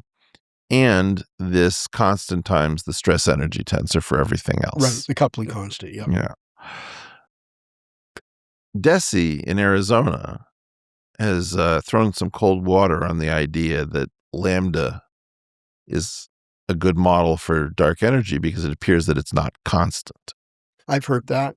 Yeah. I've seen some news about that coming out. Was it just theoretical, or was there hints of it from observations? That's what I'm saying. The dark energy spectroscopic instrument, or DESI, seems to be recording. Right. It's showing that it's actually not variable. It's time dependent. So it's dynamical as opposed to static, being a constant. Which sounds like a VEV, a vacuum expectation value. So that people always make this mistake. What is the temperature of the room? And they say 71 degrees. And you say, well, in which corner? And then the person thinks, oh, well, I'm sure it varies between the floor and the ceiling and where you are close to the window. And that idea that a thing is mostly constant, but with fluctuations, is the promotion of a simple number like lambda to field content, something that can vary. Mm-hmm. Now, there's a thing called Lovelock's theorem. Oh, I'm familiar with that. He was a mathematician at the University of Arizona. Yeah. Where I went to school, so I knew him. So tell me about Lovelock's theorem and variable dark energy. Oh, gosh, I can't even think of Lovelock's theorem, but I know what you're talking about. Why don't you go ahead? Well, so the way I remember it, and again, I wasn't preparing to do this, but... Because keep in mind, it's been 40 years since I had tensor calculus using Lovelock's manuscript for his Would vodka second book. Yeah. Yes.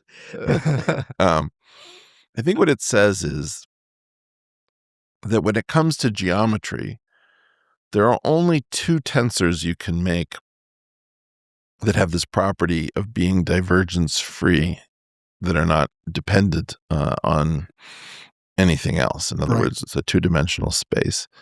And one of them is the Einstein curvature tensor, which is divergence-free by property of taking an automatic equation that has to be satisfied, called the Bianchi identity, and turning it into a different equation that says that the theory is not bothered by how you put coordinates on a system. Correct.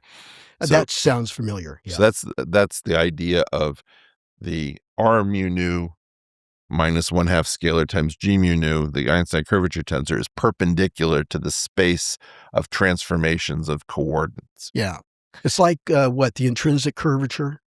It looks like intrinsic curvature, right? Well, it's the Riemann curvature with the Weyl curvature thrown away and a trace reversal of this one piece of you've got 10 components of Ricci curvature, and one component can be broken out and had a minus sign put in front of it.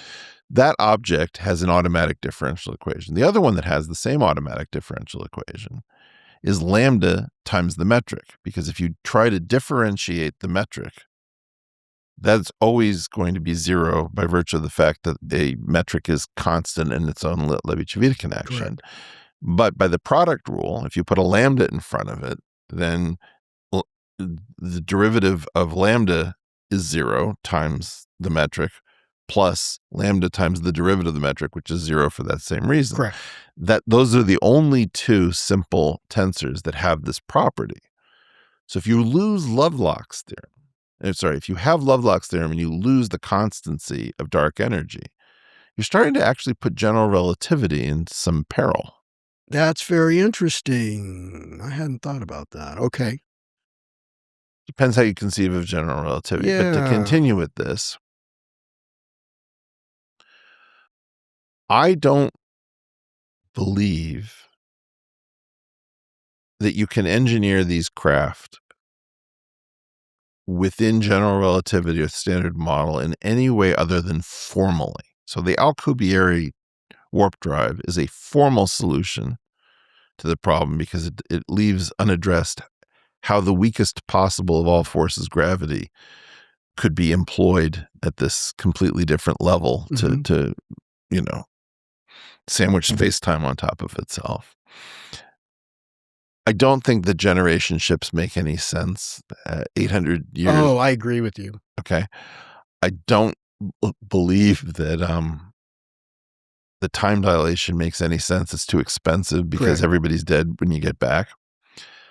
It's the Planet of the Apes scenario. Yeah, I don't. Exactly. I don't believe in traversable wormholes and black holes and all this kind of stuff. Well, black holes aren't traversable, but there are wormholes with no singularities and event horizons that are traversable. Okay, in principle. Yes, but I've also heard weirder stuff involving somebody trying to use the black hole information paradox to get. Oh, I think that's just people have stretched an analogy too far. So okay, but my claim is there's a huge suite of not really that inventive ideas. In other words, we're going to accept the science that we have as if we can't do better science. And then we're going to come up with completely implausible ways of using it. And we're going to say those are the leading candidates. Dr. Davis, you should push back if you think traversable wormholes that biological material can go through is a real feasible thing. You mean biological materials going through a wormhole? Yeah. I don't see anything that prevents it. Okay. So you're going to create a wormhole on demand to get where you need to go? You should be able to. That's what my research showed. There's nothing that I would think that could stop you other than that G over C to the fourth power issue.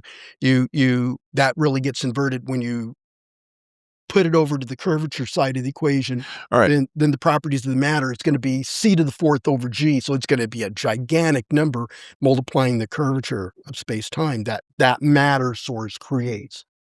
So walk me through, how do I get to Alpha Centauri by engineering a traversable wormhole? Well, you're going to create the mouth or the throat. Well, that's a good point, because even Kip Thorne couldn't describe it. But the best idea is, and this is Thorne's idea, not mine, and I don't endorse it.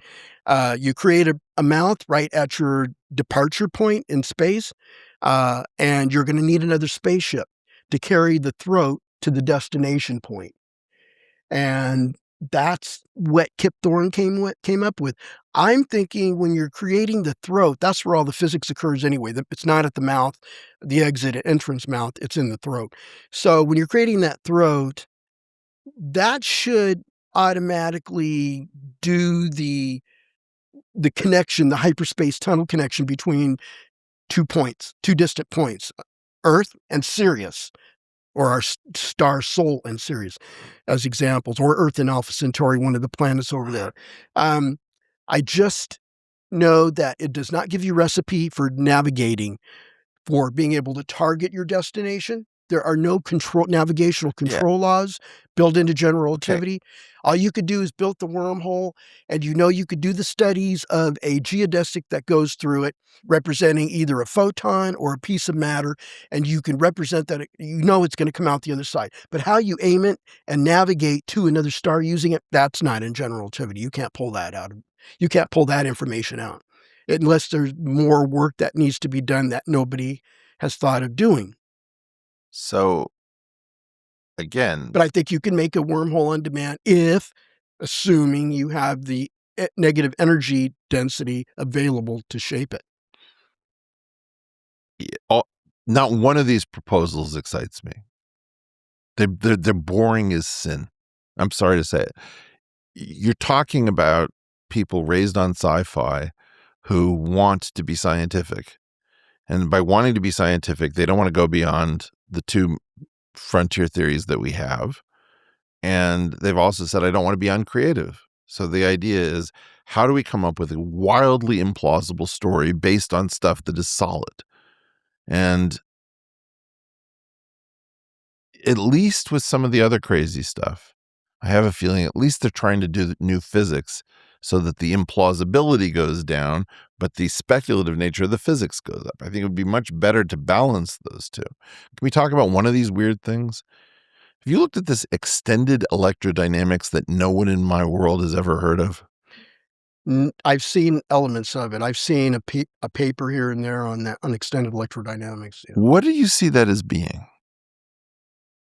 I don't know what they're trying to get at with it. That's my conclusion. I don't know what they're trying to extend, where it's going.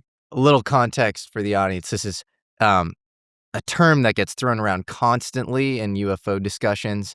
You have, even going back to the 90s, Ben Rich saying there was some math in Maxwell's equations that was a little off. That sort of thing is this recurring sort of theme.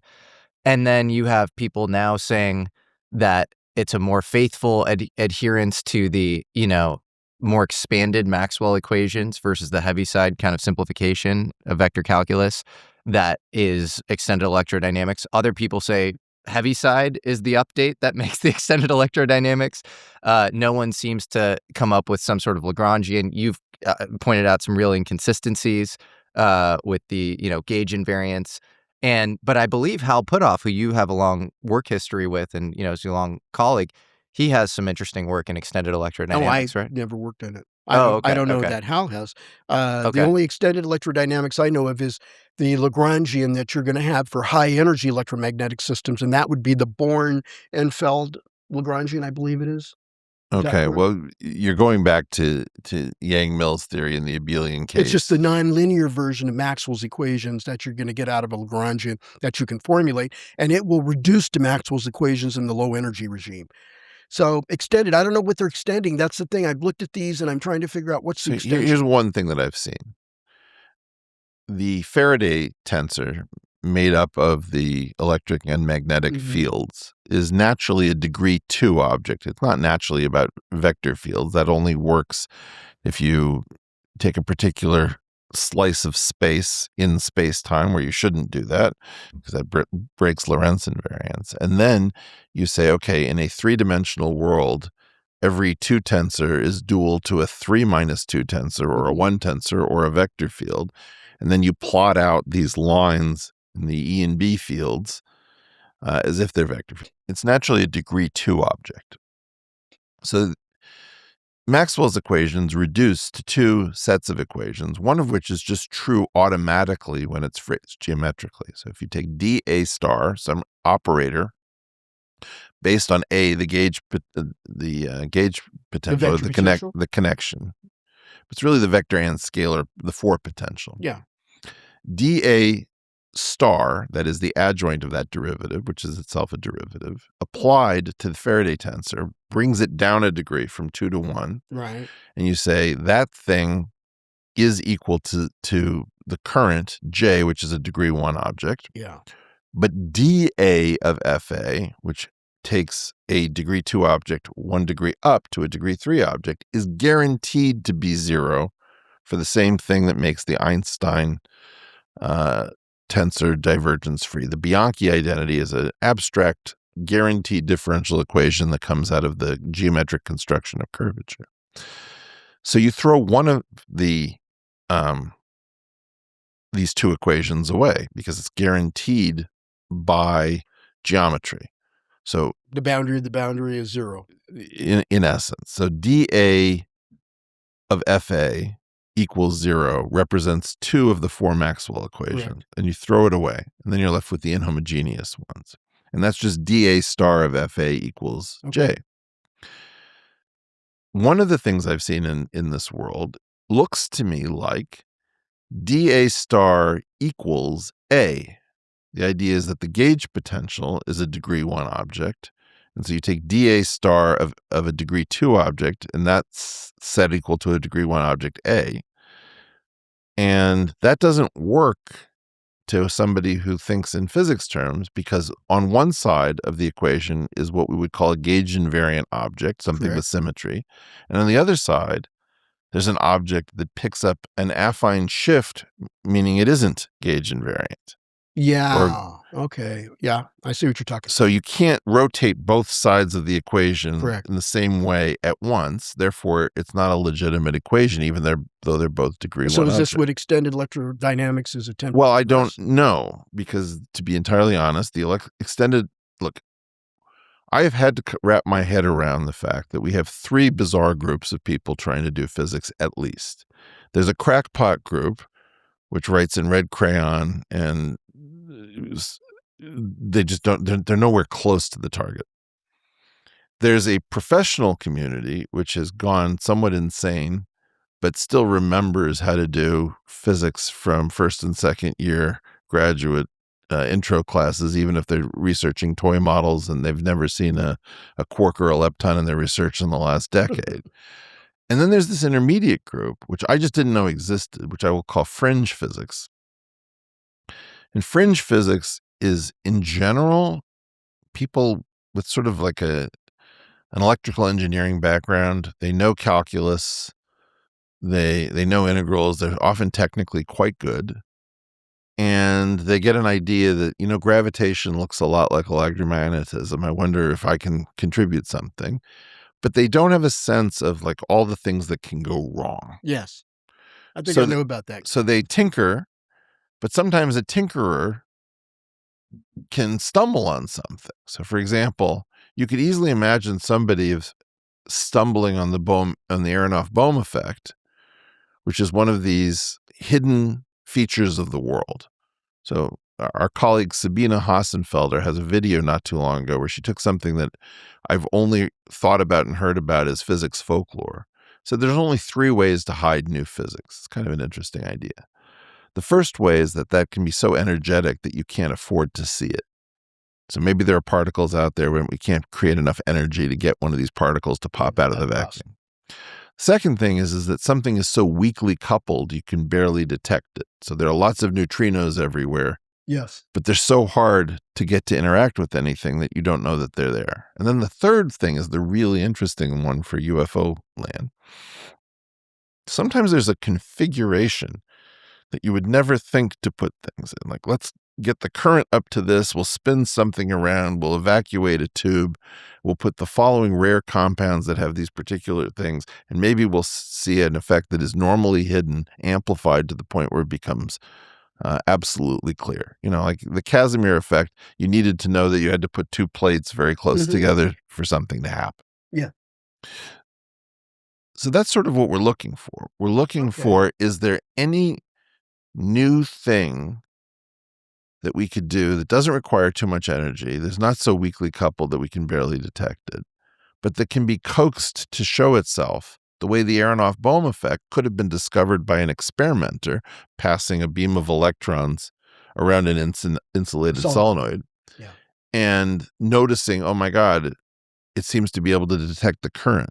I believe in a podcast with Anna Brady-Estevez, Hal Puthoff openly discussed this idea of extended electrodynamics and him even working with Josephson junctions and this idea of vector and scalar potential. So this idea of extended electrodynamics is that the Lorentz gauge is kind of arbitrarily set to zero, and the derivatives of the vector and scalar potentials should not necessarily equal zero. And so theoretically, in terms of implications for the audience, instead of having this transverse Hertzian wave, which is going to propagate at 1/r², you're going to get electrons pairing off in all sorts of situations. You're going to get this kind of rapid attenuation of the signal.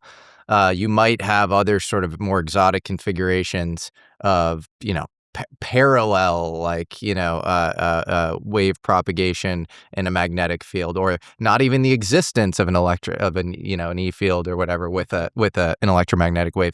And I believe Hal has openly discussed this with Anna Brady-Estevez on this, former National Science Foundation director on her podcast. I didn't see the video of that. So. Okay. I never knew there was a video until I think she mentioned it to me last year. So you hear a lot of this stuff in UFO world, like extended electrodynamics, and then even possible experimental inroads towards that. And do you know anything about that sort of thing, or no? Okay. There are a couple of names that came out of that podcast, Dr. Louis DeSharo and Dr. Larry Forsley, that would be of interest to Dr. And I know Larry. Yeah. Well, so one of the things that comes out of my work is that we may have the gauge potential that you would put into such an equation wrong. And the thought is the following. Every gauge potential, every connection has a disease when you gauge transform it. And this disease, if the gauge transformation is called G, it would look like G inverse DG, where D attacks G, so you differentiate the transformation, and then you use the G inverse to pull it back to the origin of the Lie group. Okay. That term has no reference to the connection or the gauge potential A. In other words, it's G inverse DG. Yeah. But G inverse AG is perfectly gauge invariant if you put it into a Lagrangian. So in other words, there's the part that works beautifully, and there's the part that spoils the party. But the part that spoils the party has no dependence on A whatsoever. So if you had two separate potentials, A and B, you'd get G inverse AG plus G inverse DG and G inverse BG plus G inverse DG. So the diseases are the same. You take a difference between them, and the two diseases kill each other and go away, and you have two terms left over, G inverse AG and G inverse BG added together. So one possibility is that even though this community says a bunch of stuff that makes me very uncomfortable, is that you could have a tinkering community that is actually stumbling to things that everyone else is too sophisticated to look for, just the way when we thought it was the E and the B fields, nobody was looking for the holonomy effect, which is a classical effect that's discovered quantum mechanically. Right. So the embarrassment of finding the Aronoff-Bohm effect in the late 50s, when we thought we knew everything there was to know about electromagnetism, is the greatest proof we have that a theory that is supposedly completely picked over and totally explored may have basic things that we have wrong about it well into our sophisticated old age. Yeah. Basically, up until that point, nobody realized or even gave thought that the four-vector potential was a physical field. Well, it isn't in a certain sense. So I give this example that if you know a professional model, they're expected to have a set of things that are called Polaroids. They're just shots of that model in various standard poses so that somebody who wants to hire that model can say, this is what this person looks like without makeup and without fancy clothes, right? Mm-hmm. Those different Polaroids are what we would call, I don't know, they're sort of avatars of the same underlying human. And so if somebody says, I want to hire that person in 3/4 profile, you say, well, no, you hire the person. That's just the particular shot of the person. The electromagnetic potential is an equivalence class equivalent to give me all of the Polaroids to represent the one model. Okay. So the big problem comes out when you single out one Polaroid. You say, no, that's the field. Because what that is that's a particular representation of that field, but they're all representations of the same underlying field. Okay. Yep. So that's the problem that needed to get solved. So we don't have anybody in academia that's pursuing extended electrodynamics? I don't know. No, we do. There's a guy named Lee Hively in Colorado Springs, and he has a colleague named Woodside, who I believe is in Australia. And then there's another guy, I think Strobel or Lobel or something. So there are a few of these guys, and they've written a paper about extended electrodynamics. So another thing that really confuses me is I saw a bizarre video from 1991, which Joe Rogan pointed me to, with this guy Bob Lazar seemingly talking nonsense. Yes. Do you recall what he says about the fact that you do this engineering with gravity wave A and gravity wave B?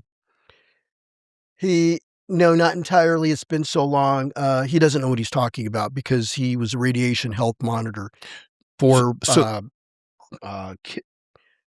Kimber Meyer Company, and they were a logistics service company servicing Los Alamos National Lab in Area 51.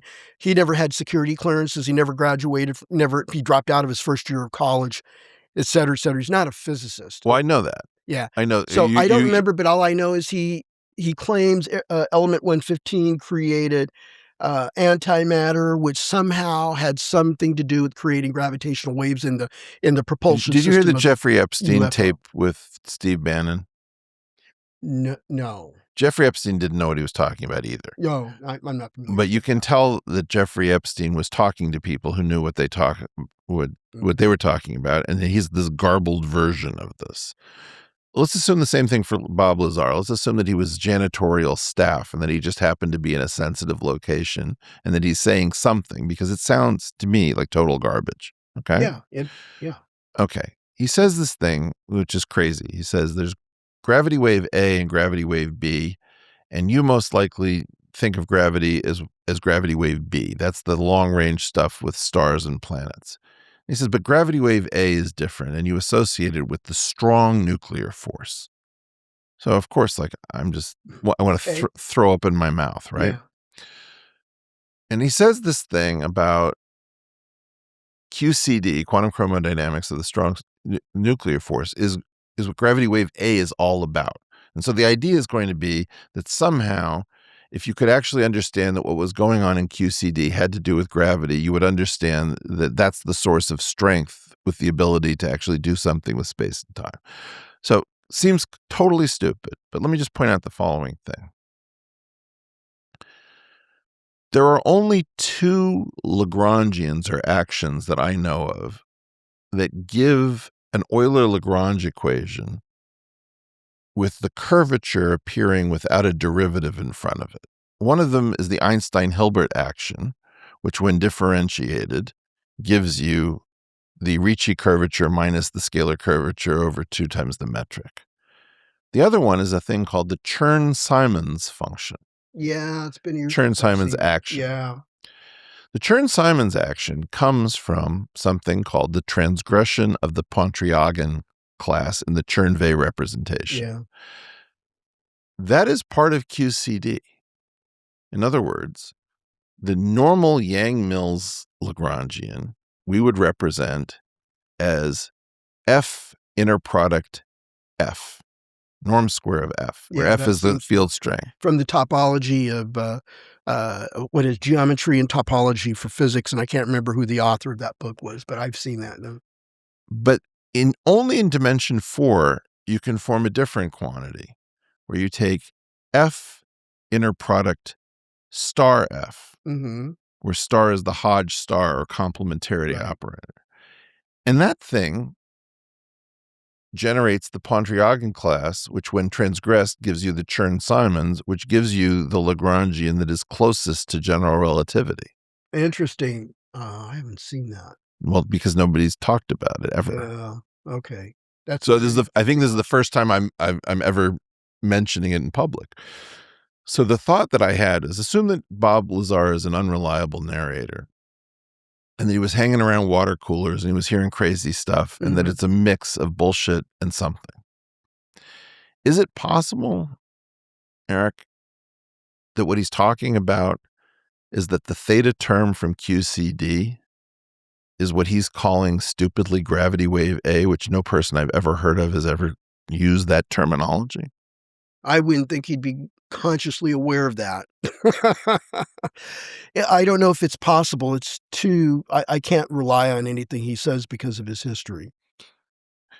Dr. Davis, just to play devil's advocate with Bob Lazar, if you were saying there's this long-standing UFO legacy crash retrieval program, you have one guy who's come out publicly and has not changed his story since 89. We didn't really know too much about the existence of Area 51, definitely not S4. He's never been there.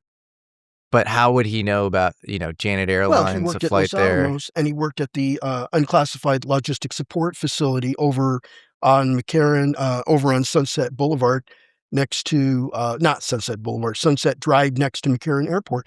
There's a row of light industrial buildings along Sunset Road. And McCarran is right across the street. So Kimber Meyer was there. EG&G Special Projects was like next door. So he didn't go because he didn't have clearances. His job was just a radiation health badge monitor. So people that get on the Janet flight to go to Area 51, he gives them their radiation badges. When they come home from work, they get off that Janet flight, they got to give those badges back to him. And his job is to check those badges every day to make sure that they're working. Okay, but he's not a theoretical physicist, but he does have engineering chops. Like he runs currently United Nuclear. He literally put a jet engine on the tobacco Honda. Yeah, I know. Guys, that's just a tinkerer. He's a hobbyist. He's also been twice convicted of felonies, including. This isn't. Guys, he's a nutcase. I have no interest in Bob Lazar, the person. The key question is, if he was proximate to information that he garbled, is it possible? Could it be possible to take the garbled message and associate QCD with two sectors, a Yang-Mills sector and a Pontryagin sector, and that the Chern-Wave representation of the Pontryagin sector inside of QCD associated with the theta term can lead to something which has Einstein-like properties, which is that the differentiate. Would be remarkable. That would be remarkable, that would right? Be absolutely remarkable. So the vacuum energy of QCD is stupendous. So let's get into vacuum energy and 0 point and what the source of energy is for all of these things. I'm very turned off by certain attempts to mine, like, if you look at the Heisenberg uncertainty relations, one of the great innovations in our time is that they've been associated to the symplectic form on phase space in ordinary classical Hamiltonian dynamics. In other words, you take the space of configurations of a mug on a table, then you add the momenta, so that doubles the space, its size to go from configuration space to phase space, position to position and momentum. Right. On that space, there's a guaranteed object called the symplectic form that comes just out of the math. The big innovation was to say, that thing is actually at the base of a different structure called a line bundle, and it's the curvature tensor for this line bundle with a connection whose sections form the Hilbert space in quantization. Effectively, in a certain sense. And do you mean fiber bundle? Well, yeah, it's a line bundle, exactly. That line bundle It's L2 sections, properly taken, polarized. There's a whole rigmarole. Right. Sort of self-quantize the manifold. In other words, that the classical mechanics leads naturally to the quantum theory when you realize it's not an isolated degree 2 object, but a degree 2 object that comes as the curvature of something else that we had not thought to study. If that's the source of the Heisenberg uncertainty relations, that's a curvature you can't get rid of. So if you try to mine it, I don't really see how you extract from something that can't be lessened. On the other hand, were you to try to tap into the dark energy, if that is in fact a VEV, a vacuum expectation value, rather than a hard constant, could that be used as a on-demand power source? Sure could be. You work on that at all? No, but I looked at people who've sent me their ruminations on that idea, and it looked pretty intelligent, but it wasn't very well developed, in my opinion. So I think that would be a great direction to go, and I like where you're going here. I'm just trying to be constructive. Let me try another one. I like where you're you. going. I think you pointed out some stuff I'm not aware of, other than the dark energy aspect, which I'm already aware of, which need to be followed up on. Imagine for the moment that you embed what we currently call space-time in its space of all point-wise Lorentzian metrics. So every way you could possibly have of measuring length and angle through a series of 3 rulers, 1 watch, and 6 protractors. Right. Okay. That's a 14-dimensional object that I work with on a daily basis that I call the observers. We don't have to get too far into this. But the point that I want to make is the following. There are ways of traveling through time and space. And I want to say also that time really should always be times, because the number of actual temporal dimensions we currently think is 1, but it doesn't need to be 1. I agree. Okay. We talk a lot about entanglement. We talk a lot about wormholes. We don't talk about pinch to zoom. We don't talk about what? Pinch to zoom. Imagine that you pointed at a star that you wanted to visit. And imagine that you could find some way of traveling in 10 transverse dimensions. Okay. Where what you're doing is growing the ruler in the direction between you and that star. Now, once the ruler says 1 foot, you need the energy to walk 1 foot, right? Not the energy to walk 4 light years. Right. And then you have to put the ruler back, so you have to shrink the ruler to grow the distance after you've grown the ruler to shrink the distance. Okay. So the idea is that this is something like pinch to zoom, which doesn't work on an ordinary table, but if this was a smart table, it would be what's called a multi-touch gesture. Have you thought about whether multi-touch gestures like pinch to zoom, or another one that I call shear to tilt, might be built into the object that we confuse for space-time? It sounds plausible. I like that. I've seen hints of something like that in some books I've read back in the 90s, very small hints of it. And I thought there was something to it that I just didn't follow up on. Yeah, I would say that makes sense. That makes sense to me. Yeah, that's a very interesting idea. Do you think much about dark chemistry? About which? Dark chemistry. Dark chemistry. Like no. chemistry with dark matter. No, I don't. I see. I haven't seen anybody use that phrase before. Supposedly dark matter doesn't interact with regular matter, especially at the electromagnetic force level. So, well, that's what we mean largely by dark, right? That like, because you can't see it. There's no luminosity involved. No exchange of photons that we can visibly see and collect a spectrum for. Well, we sort of have 3 long-range carriers. We have light, we have gravity, and we have neutrinos. Right. That we know about. But let me ask you about a weird phrase that I keep hearing that I don't understand. I keep hearing about interdimensional beings, which causes me to want to throw up in my mouth. People, I think that's colloquial.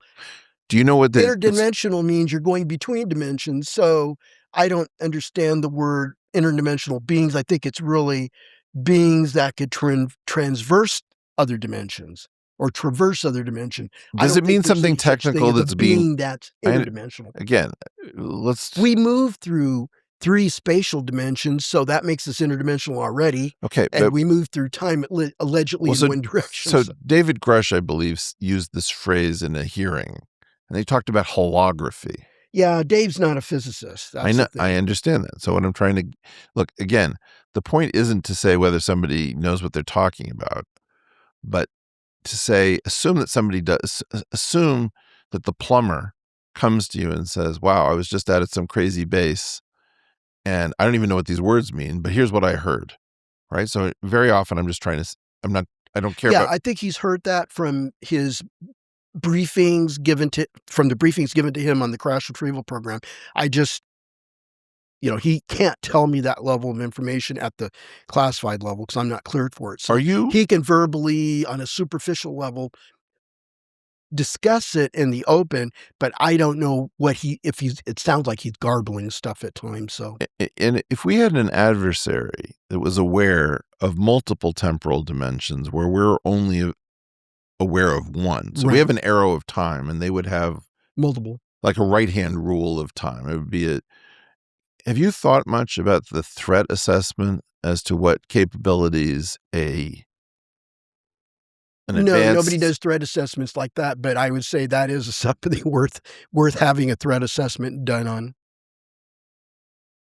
And are you aware of reports that we are being, I wouldn't say menaced, but monitored? Made to know that we do not control our space? Yes. Do you find that highly credible? Yes. What percentage? 100, because it was definitive. That was told to me definitively, not speculatively. We know this to be true. So I've been told the same thing by multiple parties who are not related, all of whom seem like credible people. Yet nobody seems to have direct firsthand. Yeah. Even I can't get into that level. I mean, Harry Reid tried to get a special access program and he failed because Deputy Secretary of Defense William Lynn denied it. And that was because Harry Reid did it the wrong way. He did it the wrong way, and that's why it got denied. If we did it the proper way, which I'm trained on in the security apparatus, we would have been more successful. So, do you remember Dick Feynman's book of stories like Surely You're Joking and What Do You Care What Other People Think? Oh, yeah. It's been a long time since. Do you remember a story called Any Questions, in which he goes to Buffalo, New York, because as a physics professor at Cornell, he has to teach in an aerospace company? Yeah, vaguely. I vaguely. So he gets beat up or something in a washroom or over a girl, I forget what. Do you have a sense what Richard Feynman was doing with all of this? Because he also has another weird story where he's got patents for nuclear submarines, nuclear planes, nuclear shopping. I don't know what. Are aerospace companies something that we don't understand, where people actually did basic physics research, not material science, not something that's plane or rocket or drone adjacent, but where people were doing actual frontier research in fundamental physics? No, they wouldn't do that. Not in that. So they wouldn't use it as a shell. No, they do applied physics research. They're developing technical solutions to the government customer's request to answer the government customer's need for a solution to some problem. So it doesn't go to fundamental physics like, should we worry about these type of quarks versus those type of quarks? No. They're looking at a physics that could be applied to the engineering of a technological solution for the government customer. That's what the aerospace industry does. Oh, I understand what it's supposed to do. What I'm trying to say is it a system of containers, and you can put anything in a container? I mean, in other words, you could imagine that if a container was secure, you could put a drug laundering, money laundering drug operation inside of it, and we wouldn't think, oh, that's what you'd expect to find. That's right, yeah. That it's like something crawled into that shell. My question is it possible that theoretical physics was sort of relocated into aerospace companies? Because this is a partially. I wouldn't say no to that. That's possible. That's possible. When we spoke to Hal Puthoff, he said definitively, not sure about fundamental physics being tied up in aerospace corporations, but he goes, topological physics, like probably. And he said it would seem to me that physics generally is held in these aerospace companies. And, that was it made your sort of blood boil, and, as it should. I worked for the Aerospace Corporation for 4.5 years. I was one of only a dozen or so physicists with PhDs in the company. In of El Segundo? 4,000 employees. Which location? I was at Huntsville, Alabama. Okay. Because I was supporting the NASA Space Nuclear Propulsion Program office. So I was only one of maybe a dozen, maybe two. I don't think it was more than two, but definitely within 2 dozen PhD physicists in the whole country, in the whole company. And I'll have to tell you that not a single one, few of us were doing any physics. We were doing engineering work. And how many of you were trained in frontier theory? Frontier theory? What do you mean? Standard model and GR. Oh. How far back from the front lines were you guys? I knew those guys, and none of them were. Some of them were trained in Astrodynamics, so they know general relativity and Newtonian mechanics. I'm the only one I know of who's been trained on the standard model and GR. I didn't know any of those other guys that were. There's one guy at Blue Origin who went to my university, got his PhD in general relativity theory. University of Arizona, Tucson? 2 years after I got my doctorate. Okay. And he's working as an engineer at Blue Origin. Okay. Last question. I can't wrap my head around this. If I was facing an incursion in my airspace claiming craft that defy the laws of physics, and I didn't have a single top physicist on my team, I would expect to be fired instantly. Oh, sure, but that's not how they think. They don't think in terms of that. They're thinking in terms of their bottom line, and their bottom line will not involve a theoretical physicist. They might have... Sorry. What? You have craft. The claim is they're you engineers. have... I know, they're engineers. Okay, but if you... They're not thinking in terms of fundamental physics or something beyond the standard model or something beyond general relativity. They're thinking... How are they doing on this project decades in? The supposed project. How are they doing on it? What's their level of success? All I know is, as of my knowledge... If you're failing at something... Yeah, they have... That requires new physics. You say, defy the laws of physics. We can't make progress, and we have no physicists. Correct. That's because they don't David, this can't... Eric, this can't add up. It's a 2-line proof. It defies the laws of physics. We haven't made progress. We have no physicists. Okay. If something defies the laws of physics, who do you call? I know you ask any of us, write down 15 names of who you call if you had a craft that defied the laws of physics. Wait a second. 12 of those names, 10 of those names would be the same on everybody's list. Okay.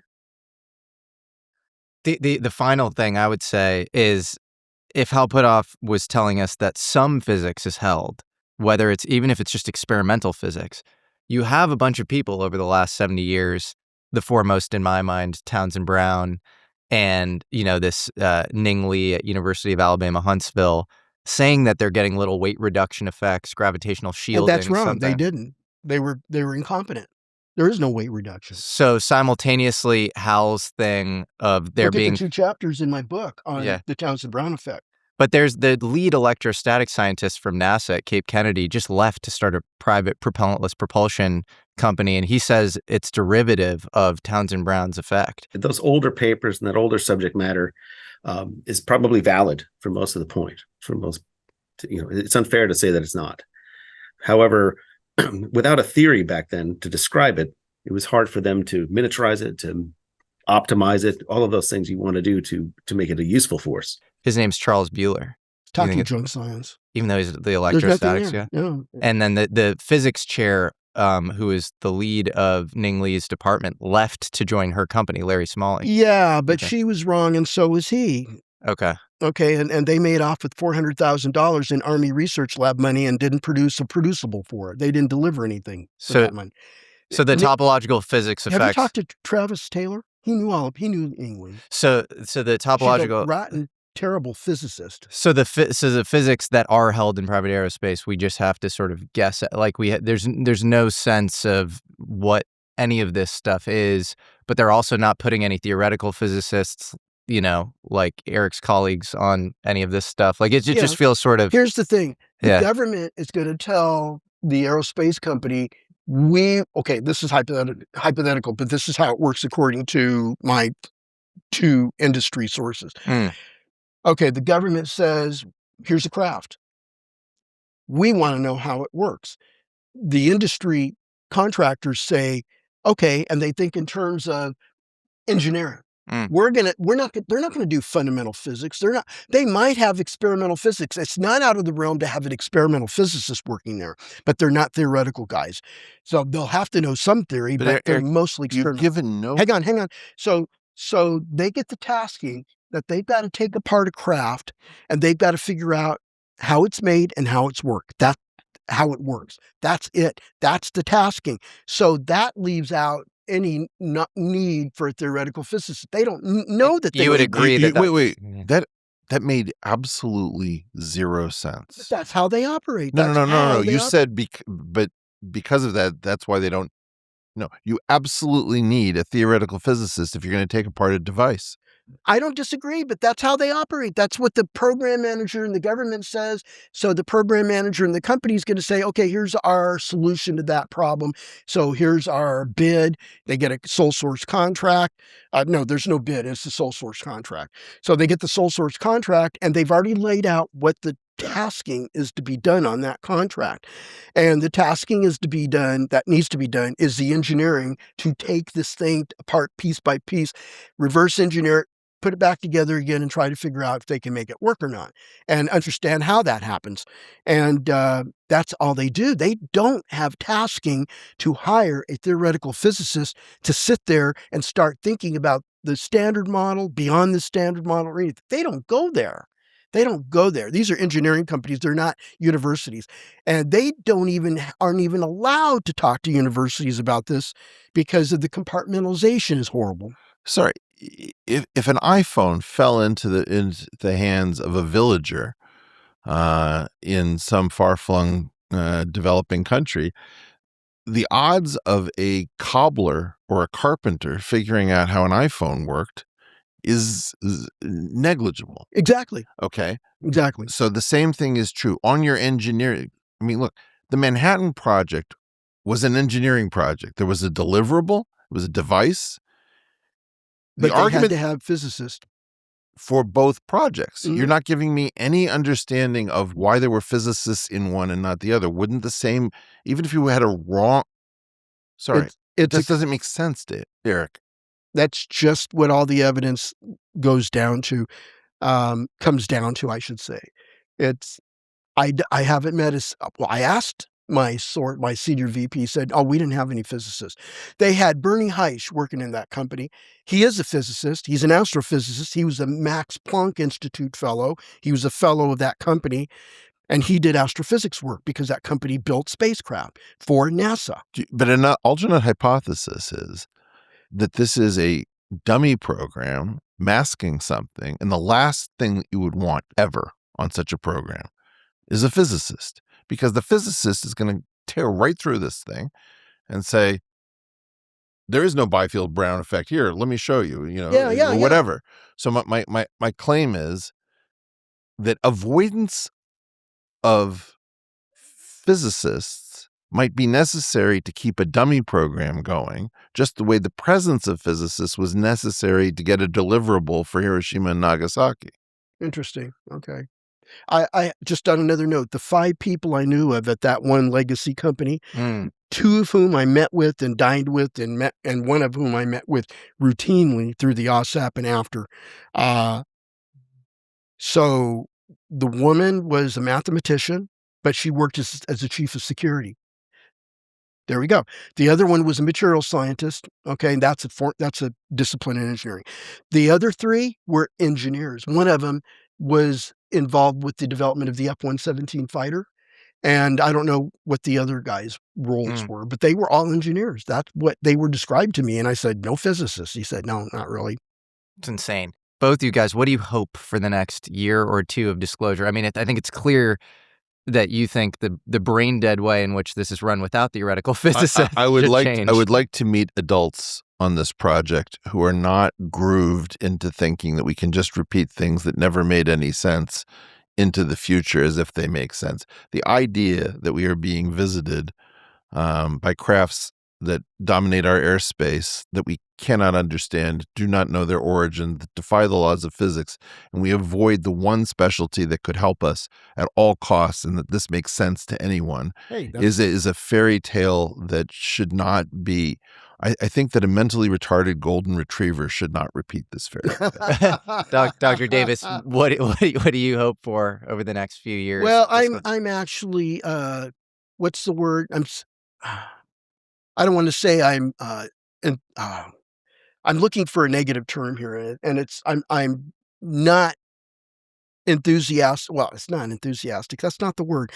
I think the presidential emergency action directives are so strict. They were instituted in the White House in the Eisenhower White House administration. So Eisenhower instituted that, and that's been carried forward on many different topics, but specifically Jim Semivan and I know that they were instituted for this topic that we've been discussing.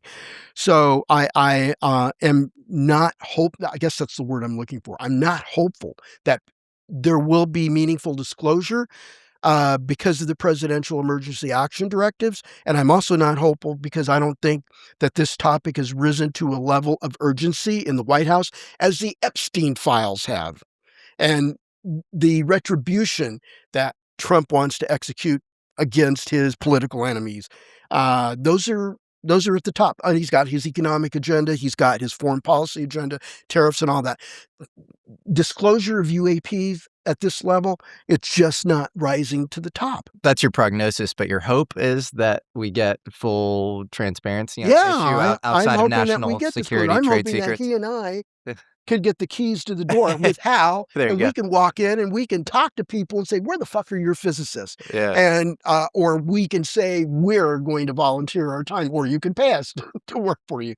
I would love for both of us, with Hal and some others, to be able to go in and take a look at the hardware, see it ourselves. I've heard physical descriptions from Jim Lacatski, Who said that he breached the hull and walked inside of a UFO. Yeah. And you believe him. Yeah, because there's no reason not to. You told us, because you were allowed to tell us, that our government has a UFO in its possession and has been able to access the inside of it, right? Yes.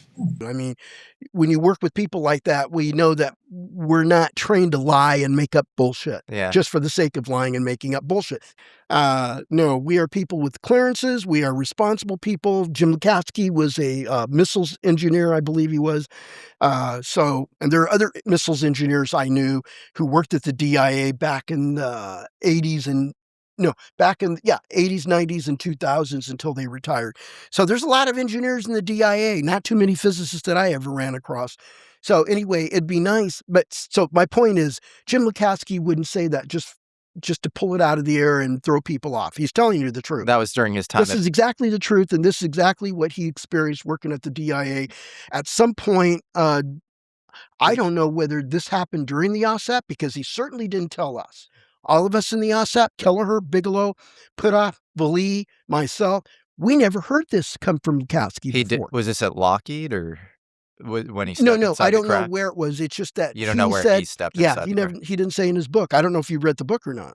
I haven't read the book. Okay, so he didn't say where he went into that craft or who had it, but I have a general idea based on conversations I've had with Jay Stratton. But the point being is that he was able to get it, touch it. I also know a 4-star general from the Clinton administration who was able to go there, use his authority, his power, to go see the program and get inside, talk to the program employees and leadership, touch the craft, look inside the craft. So that's 2. And then there's Admiral Wilson, who said, I tried to get into the program. I met the program manager, the corporate security chief, the legal counsel, and the chief scientist, and they told me after a lot of resistance and arguing, they finally said, this is what you're looking for. It is a crash retrieval, non-human intelligence, non-human technology, off-world, but we can't let you in because you don't have a need to know beyond that. Yeah. It's like, oh, but that's how it works. I mean, that really does work that way. The head of the NRO doesn't know what the hell a lot of the stuff that's going on beneath them because they're WOSAPs or SAPs or hidden SCIs. He doesn't have a need to know unless there's a reason that he has to, and then they have to brief him.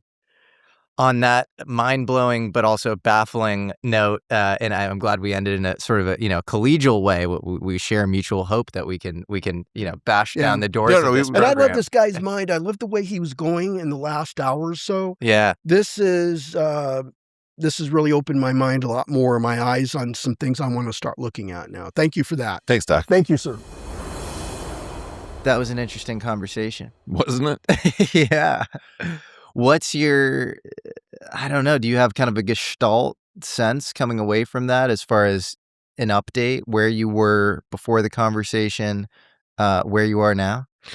So first of all, it's interesting to see somebody who believes in aliens and craft in some deep level and doesn't believe in going beyond the theories that are blessed with holy water by the physics community. And so,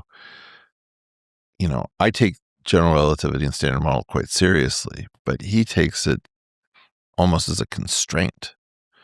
So I think one of the things I didn't understand is that the physics output seems almost recreational, and it seems like, what is the closest you could get to science fiction using known science? Right?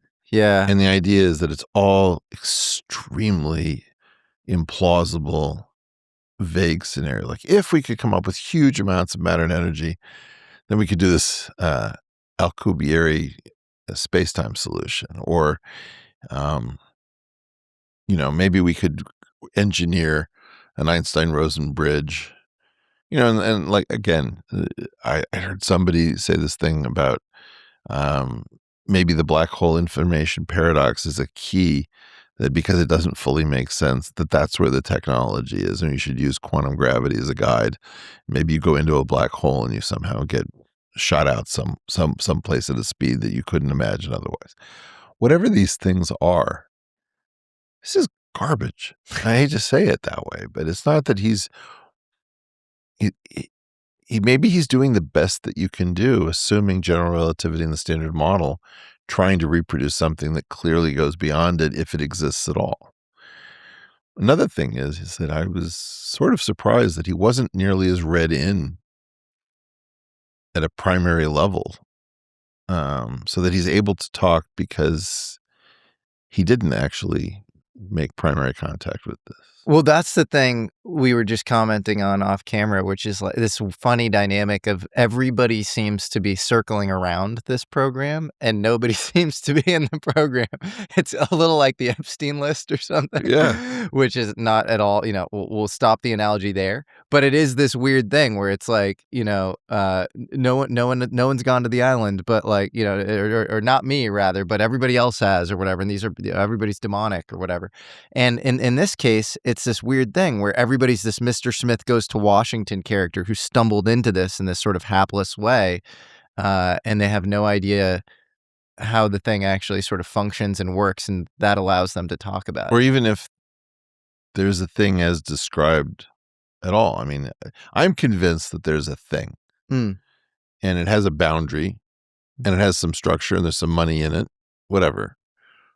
But I don't know that what's inside that container is what is indicated on its surface to the extent that anyone can even see the boundary. Yeah, well, that's a question, is like, does the tip of the iceberg look like, is it actually an iceberg? And are we looking at a tip of the iceberg where you can say, we have a crash retrieval reverse engineering program, but that's actually some sort of intelligent sleight of hand. And in fact, the body or a structure that is underneath, submerged in the water is obfuscated, and that changes everything. Yeah, it's like you have a kelp forest which has a top which looks like an iceberg. Something like that. And I was so just trying to figure out the right analogy. well, there isn't a good There one. isn't a good one. Yeah. Yeah. And you have unreliable narrators to contend with as well. And you have unprepared ontologies to contend with as well. So you have these voices giving you information. You are Eric Davis in this situation. You have these witnesses or these sources giving you information, but they are a filter unto themselves. They're an ontology filter and they're a reliability filter. How much can you totally bank on what they're saying and use it to build a model for whatever is hiding in this boundary? So one of the questions that we were discussing is, if you believe in the legacy program, and I think all three of us are in a position where we've talked to too many different people with different backgrounds that are talking about something in common. And, in my worst fear, it's the jackalope, where everybody sort of believes the jackalopes are real because there's an industry around a myth. But assuming this thing is real, because I can't imagine how you would fake it, what is real is a program with a boundary. So there's something where you're inside the program and there's something where you're outside the program, and people have to go back in and out unless you imagine that there's a secret facility which you enter once and you never leave, just physically. This means almost certainly this thing is hidden in plain sight. I don't mean to say that there may not be deep underground facilities on our bases. I don't mean to say that, but people have to go home. Right? And you have to have plumbers. And you have to have housekeeping staff. I don't understand how this thing exists. Well, on that note, you attempted at some instantiation of at least the theoretical physics component of the whatever we're calling this UAP legacy program at Renaissance Technologies. And I thought it was interesting that in 2022, NASA had this, UFO review panel. 16 researchers will spend the next 9 months studying the UFOs. They will use unclassified data in their research and release a report to the public next year. Now, this follows the Pentagon's announcement in July that it would create an office to track reports of UAPs or UFOs. And they were seeing, if there's anything to all of this stuff, and they were looking into it in an official capacity. And the person overseeing that panel is this guy, David Spergel. Of course, Jim Simon started Renaissance Technologies, and Spergel was head of his foundation. So I find that to be very interesting overlap. So there's this concept in Washington of steady hands. And steady hands, I never really found all the different meanings for it. But one meaning for it was, who can we trust when the pressure gets insanely high to do what we expect needs to be done, which may involve obfuscating, lying, evading, prettifying, all of the things that don't have to do with disclosure. The world of steady hands is often a very small world. So they reuse the same, you'll notice that the same people in Washington, D.C. somehow show up on 8 different issues. They're like, because the government knows that they can trust that person in a crisis not to buckle. They've sort of given their life for the team. Would Fauci be sort of analogous? Sure. Right? The idea that you're going to stand up to Rand Paul in an open hearing and you're not going to call for your mommy, and you're not going to say, okay, I admit it, there was a whole thing and we screwed up and I feel terrible, whatever. And so maybe the idea is we're dealing with the steady hands phenomena. That you need people to deny the obvious. You need people to spend credibility. And there are very few people who want to do that job. One other connection I was thinking of, speaking of, the intersection between institutions that are well respected, that nobody can deny have power in the country, like the Jasons, which, they meet in Santa Barbara. It's the elite of the elite when it comes to military industrial complex, and specifically figuring out kind of, it's frontier physics, but it's also weaponization, and so you have that committee that you brought up, and then you have the UFO world, which seems kind of more quacky on the face of it. And you have this guy, Ron Pandolfi, who seems to be a part of the Jason Advisory Committee, but also seems to show up in UFO world constantly. And so I think it's really interesting as a heuristic to look at the intersection between quacky UFO world and more institutional, undeniable military-industrial complex. Well, that was why the golden age of general relativity was such an important thing to mine, because that was the last major moment where the lunatic quacks and the super respectable people were seeing each other after hours for cocktails, right? And, there's a different version of this maybe where David Kaiser, I think, wrote this book, How the Hippies Saved Physics, about what gets done at Esalen, with entanglement and Bell inequalities and all that kind of stuff. So I think that there's this weird way in which the quack world and the respectable world are always intermingled, and we don't really admit to this. I've called the passion for, let's say, string theoretic physics and other official mass delusions knarks, which is crank spelled backwards. A knark is a crank inside of the institutions who would be ridiculed for their belief structure, but for the fact that they are upholding the institution, right? And so we have and by the way, the mass delusion isn't that string theory might be interesting. It's that 42 years in, you're still not seeing this. What do we have wrong? Does anyone else have an idea? There is no conference that brings together the critics and the proponents to try to get to ground truth. Well, you have an idea about, you mentioned this in the interview. You said, we have been beating Einstein to death, trying to kind of quantize gravity. You have an idea about gauging gravity and how, maybe we fell into the kind of quantum gravity cul-de-sac when we could have thought about gravity in this other context. Well, so this is a very strange point. So I just turned 60, and happy birthday. Thank you very much. What I have realized about myself is that I am the youngest person to see the transition between old style physics and the string physics in terms of the community.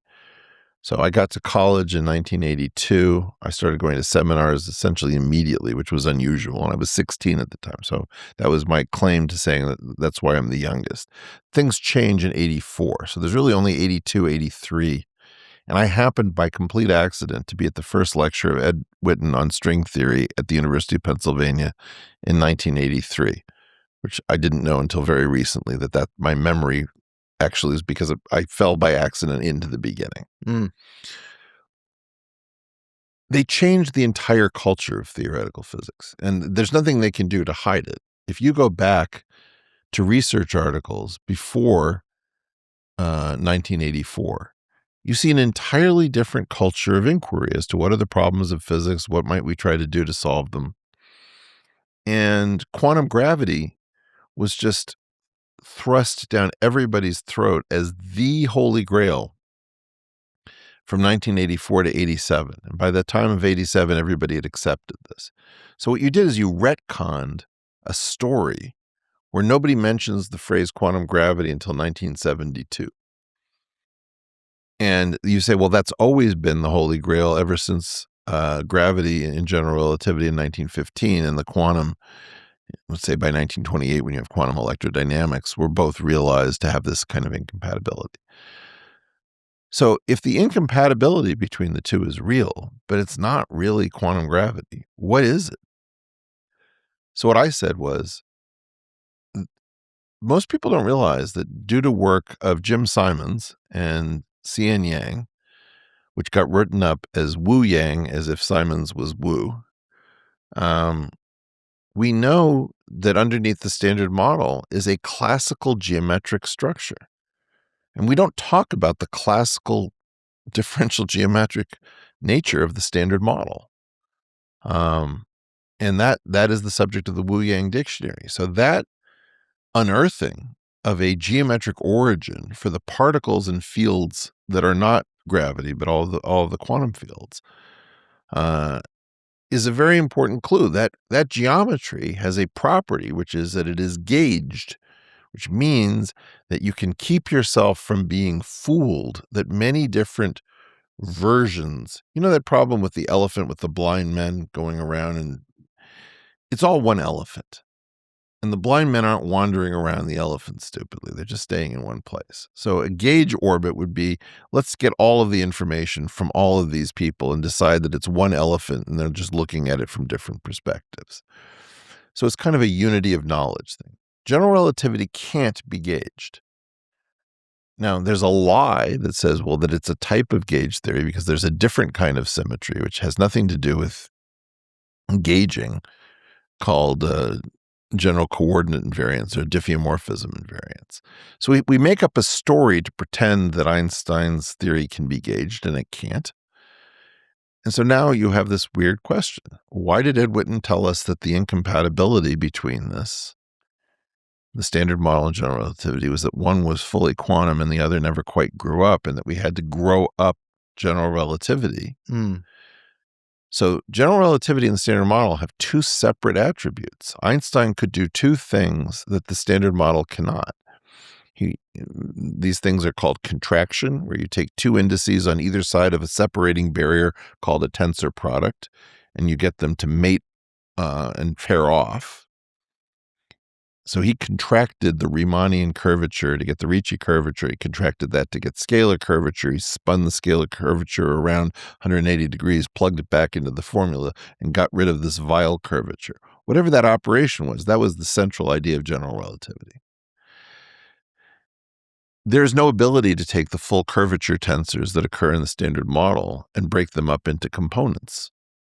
You can't do this contraction game. And the other thing Einstein had that the standard model didn't is that there's a central reference object called the Levi-Civita connection, and there's no analog for that in the connections that give us photons and W and Z particles and gluons. So in the case of the standard model, you've got, if my arm here is space-time and this is the data of the particles, the data of the particles can move around without moving space-time. In general relativity, if you think about this as the XY plane, moving the x-axis affects the y-axis. Okay? The incompatibility between the advantages of those two different pictures, gauge equivalence in the case of the standard model, and contraction and a specified Levi-Civita connection, that difference gives two sets of advantages to two different theories. Now, my work, the reason it's called geometric unity, nobody ever asked that question really, is that I said, are there any places where you get to use the advantages of both systems? And the answer turns out to be, well, certainly in general it won't work. But for some completely absurdly narrow class of theories, you get all the benefits of both systems.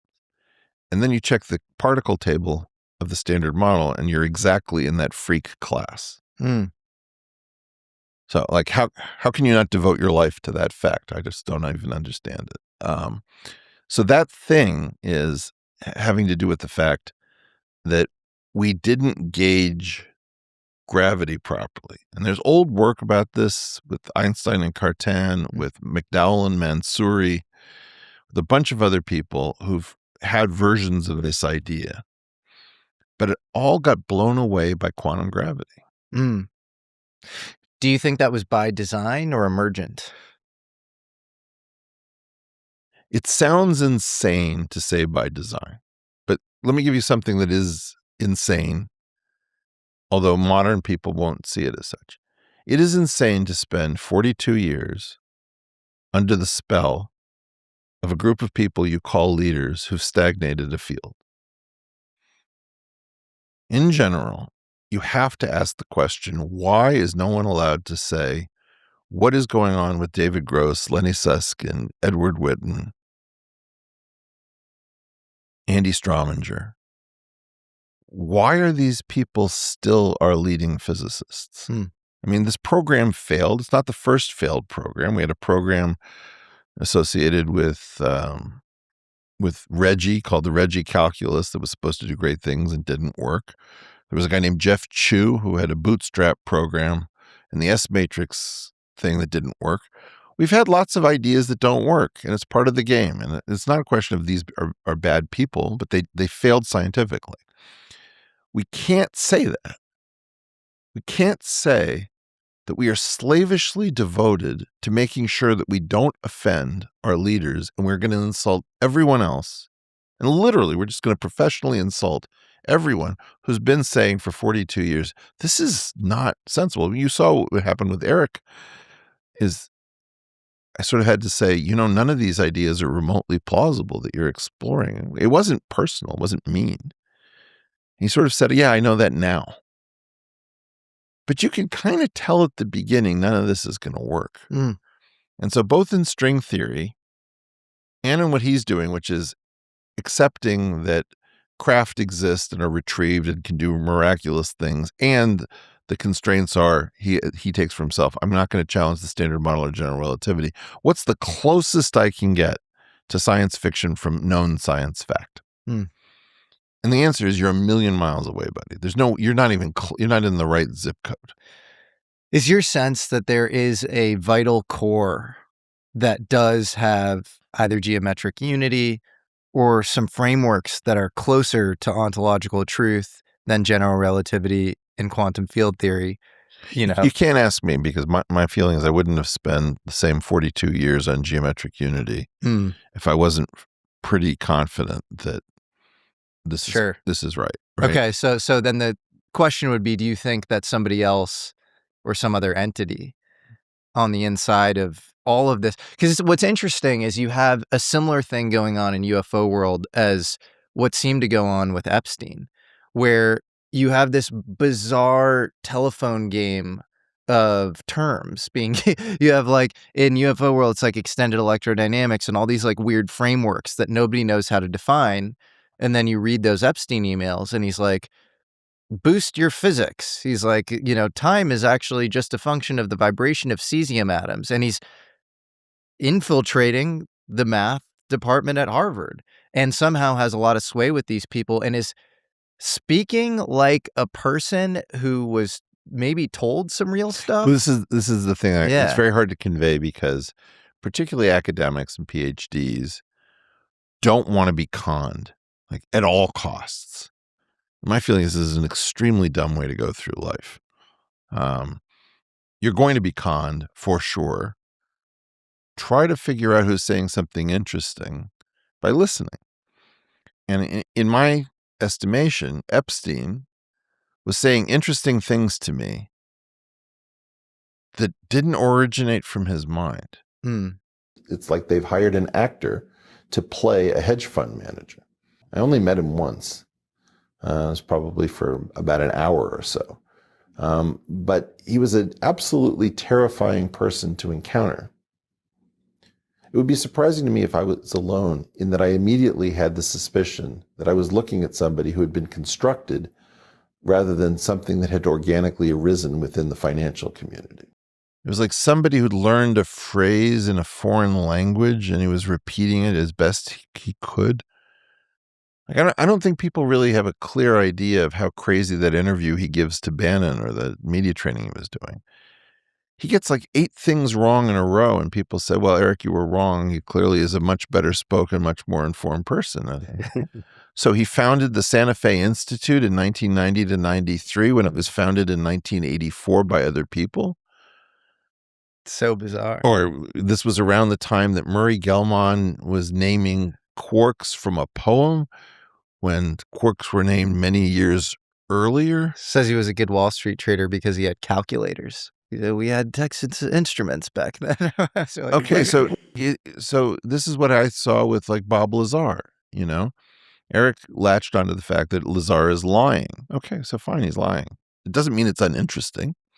Not only is it not uninteresting, but I think it's simultaneously, it's a little strange to say, I know that there is a long term legacy UFO reverse engineering program than the one guy that comes out where I think a lot of his stuff checks, to be honest. And I think you can easily character assassinate the person by saying, he was involved in XYZ, but a lot of his details check. My point is assume that he's schizophrenic, assume that he's got delusions of grandeur. I don't know. I'd never had the thought before that the topological instanton sector of QCD based on the Pontryagin class could be transgressed to a Chern-Simon, and Chern-Simon is as close to Einstein-Hilbert. And I only had that because I was just so sickened by what Lazar was saying, as if he's talking, I'm going to explain the world to you kids, and he starts talking garbage. When did you hear that and have this idea about the theta sector and then look at it? It's an interesting question.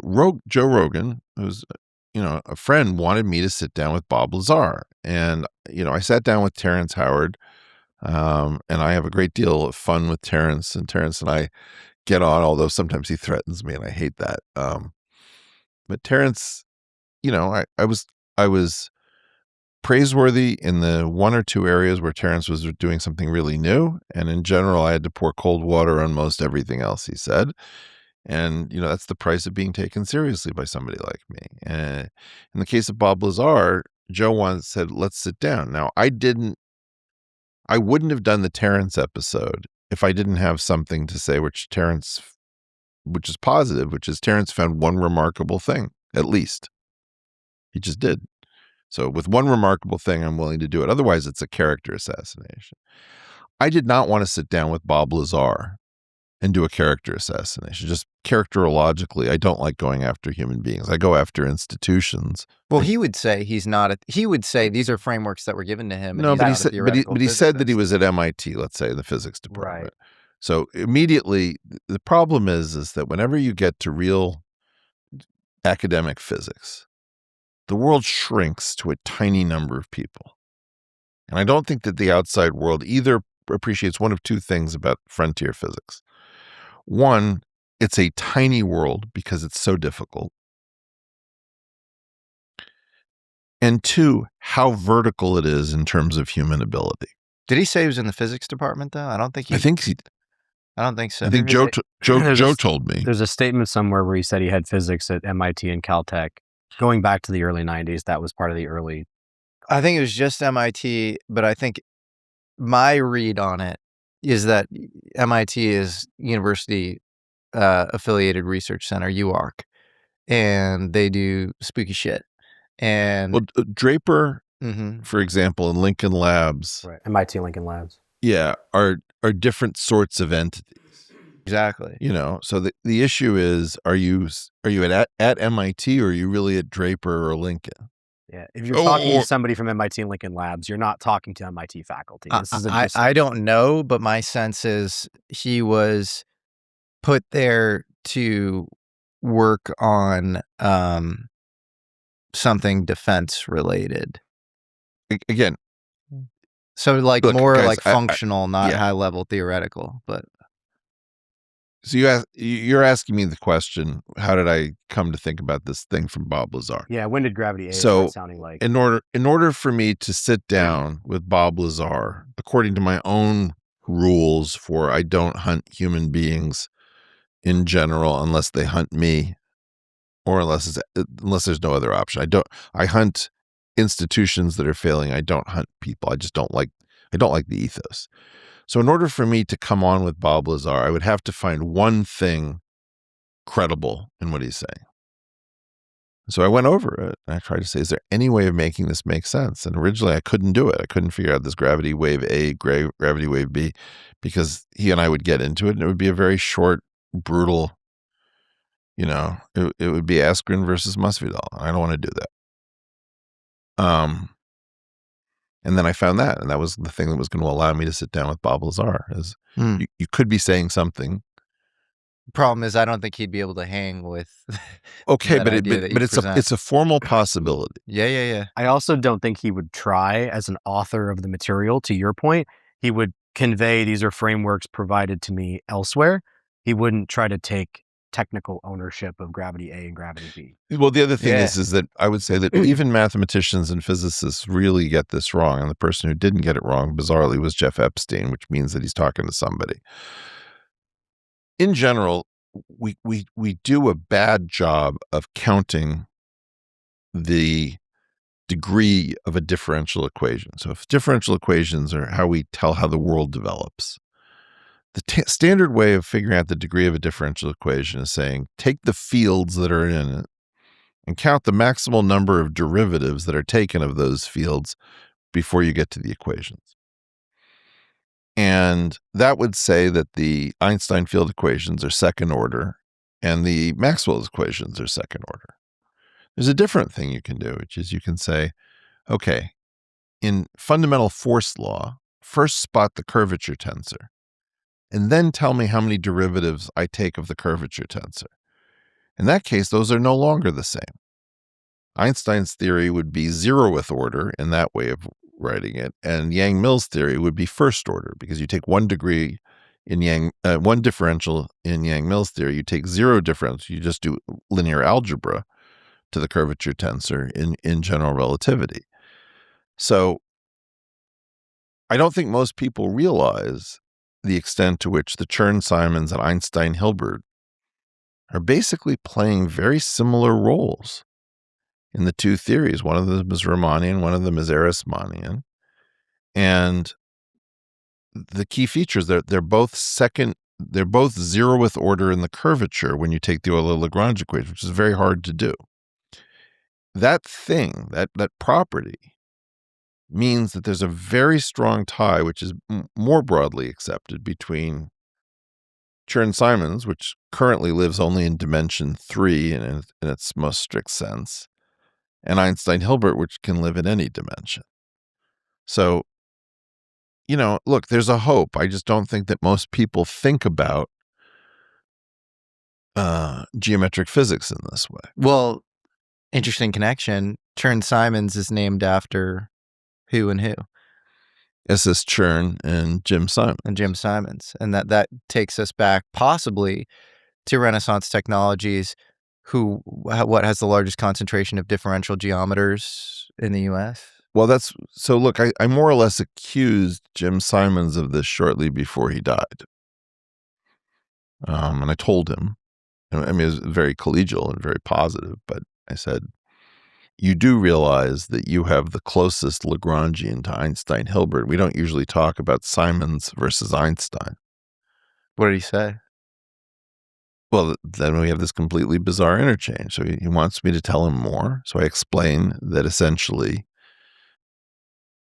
in dimension 3, your object, which is actually a transgression misinterpreted as an action or a Lagrangian, has the closest thing to the characteristics of the Einstein-Hilbert action, which is the integral of the scalar curvature integrated over the space-time manifold. And I said, in dimension 3, you don't have any Weyl curvature to get rid of, the way Einstein had to get rid of the Weyl curvature and discard it as he filleted the rest of the Riemann curvature tensor. And you don't have the gauge benefit of your action, you Chern-Simons, in the Einsteinian case. But otherwise, they're extraordinarily similar. Did you know that they're both inside of a parent theory? And the parent theory combines Einstein-Hilbert and Chern-Simons and new stuff. And that's what geometric unity does. Geometric unity gauges gravity effectively and gives you contraction. So you're both contracting and gauging, which you're not supposed to be able to do under most circumstances. And I said, you're going to have a role in life that is much closer to Albert Einstein's when this is all done. Not that you're making an Einsteinian discovery, but the thing that will replace Einstein will also explain the work that you did. And he said, this is unbelievably fascinating. You have to come to State University of Stony Brook to the Simon Center for Geometry and Physics and spend a year and teach us this. Whoa. So I said, okay, I'm moved, but I would like nothing better. I said, you're just going to have to understand that I have a family and I have a son who's finishing his last year of high school. So I'm going to need a little bit of help with the heavy lifting of relocating the family for a summer, for a year at a time when we can't afford a lot of tumult. And he looked at me and he said, okay, well, do you have any idea where you get the money? Isn't he worth $20 billion plus at that time? Yes. That's crazy. And I looked at him. I couldn't parse it. It just doesn't add up. It's so strange. Did you, you just didn't want to grovel at that point, and you kind of... I'm not going to grovel. Yeah, and that's so crazy. Did you get the vibe that he was genuinely hearing about this technical detail for the first time? This is the first of two meetings that sound like this. The first time I had a meeting with him, I spent 3 hours with him going over gauge theory of modern economics. Now, he happens to be married to an economist. He obviously works in the markets. And gauge theory, just so it's not thought to be intimidating or too cool for school, is really just differential calculus done correctly. And unfortunately, we call it gauge theory, and we only teach people who are very high up in pure mathematics or theoretical physics. Nobody else learns gauge theory. We should teach gauge theory in high school. It's an indispensable way of looking at the world, and it's just differential calculus done right. So in economic theory, there was a thing called the marginal revolution, which Tyler Cowen borrowed for the name of his blog. And that was the penetration of the differential calculus into economics. So what I did, together with Pia Milani, was to show that modern neoclassical economics is a self-evident gauge theory at multiple levels. And that was not taken well by the Harvard economics department, particularly by one man named Dale Jorgensen, who was the chairman of the department, and basically went nuts trying to make sure that my wife was unemployable. And the reason that he did that is that he was tasked by Senators Bob Packwood and Daniel Patrick Moynihan with pretending there was a 1.1% overstatement in the consumer price index to transfer $1 trillion because all tax receipts and all Social Security payments are indexed. So tax brackets, and you can raise taxes and slash benefits both at the same time by making a technical adjustment in inflation. You'll notice that many of us are experiencing inflation that's not fully reflected in our statistics. So there was a crime going on, which the Boskin Commission was committing against the American people by putting in a 1.1% overstatement in the CPI by hand at the same moment that Milani and myself were showing the economics as a gauge theory, and there's a completely different way of looking at this. And Jorgensen didn't want any competition. So anyway, I talked to Jim. Jim said, look, this is amazing. I've never thought about this, but you're right about bundle theory and derivatives and projection operators. I said, well, you have to ask a question. Your returns are so off the chart. You have to have some explanation for why you're able to do this much of a better job. And I said, are you using this? Your wife is an economist. You're a differential geometer. You're in the same situation I am. Did you get here first? And he took a drag on his cigarette. It was a very long pause. He said, Eric, if you knew how we actually made money, you'd be so disappointed. What do you think he meant by that? You can imagine. I have no idea, but there's certainly, look, so far as I know, I'm the first person, because I come from a math physics background, to say I'm not really positive that this thing is just a hedge fund. The returns are too impressive They're like North Korean returns. And then the dear leader, ascended to the mountaintop and wrote the 7 most beautiful symphonies before descending on a winged unicorn. It's like in the early 2000s, I didn't believe the following 4 funds: Bernie Madoff, Renaissance Technologies, D.E. Shaw, and Jeff Epstein. Why D.E. Shaw? It was a strange thing that I knew people who worked there. They were so highly compartmentalized that they basically had the sense of they had no idea how the whole thing worked. And so it had, as you know, there is a very strange property of government secrecy, which is the only thing people really trust is compartmentalization and stovepiping. The general belief is that people will always talk, and you have to have the people sharded with enough granularity that nobody can put together what's actually going on. Do you think, because Brookhaven National Labs is the site of Cosmotron, which is the largest particle accelerator in the U.S. It is. Do you know that? No, I didn't. Yeah, I thought Fermilab would have been. No, it's interesting. Yeah. So they're doing, they have a particle accelerator that's, pretty powerful up there. They have Stony Brook, which, is definitely punching above its weight class when it comes to physics, which has some interesting also. Particularly mathematics. Also some interesting architecture up there as well that you've noted. And then you have this fund, which seems to get 30% year over year, no matter what, up years, down years, it's just always sort of, performing at the same clip. And I guess my question would be, do you think this was sort of a slush fund for secret science? I think it's not irresponsible. Look, you know my thing about responsible conspiracy theorizing, which is that you go back in the history of actual conspiracies and you say your new thought about a conspiracy should be within a standard deviation or two of something that's known to exist. So if you take Los Alamos as a good example, you have a protected campus and compound. You have top math physics talent. You have duplicitous filings. For example, they didn't want people to know that plutonium and uranium were the 2 main radioactive elements that they were focused on, so that I believe Harold Urey may have been sent to promote others. They didn't want people realizing that it was as easy as it turned out to be. So there was a lot of disinformation scientifically, because you had to explain why you have all of this focus on chain reactions and then suddenly interest just stops. Okay?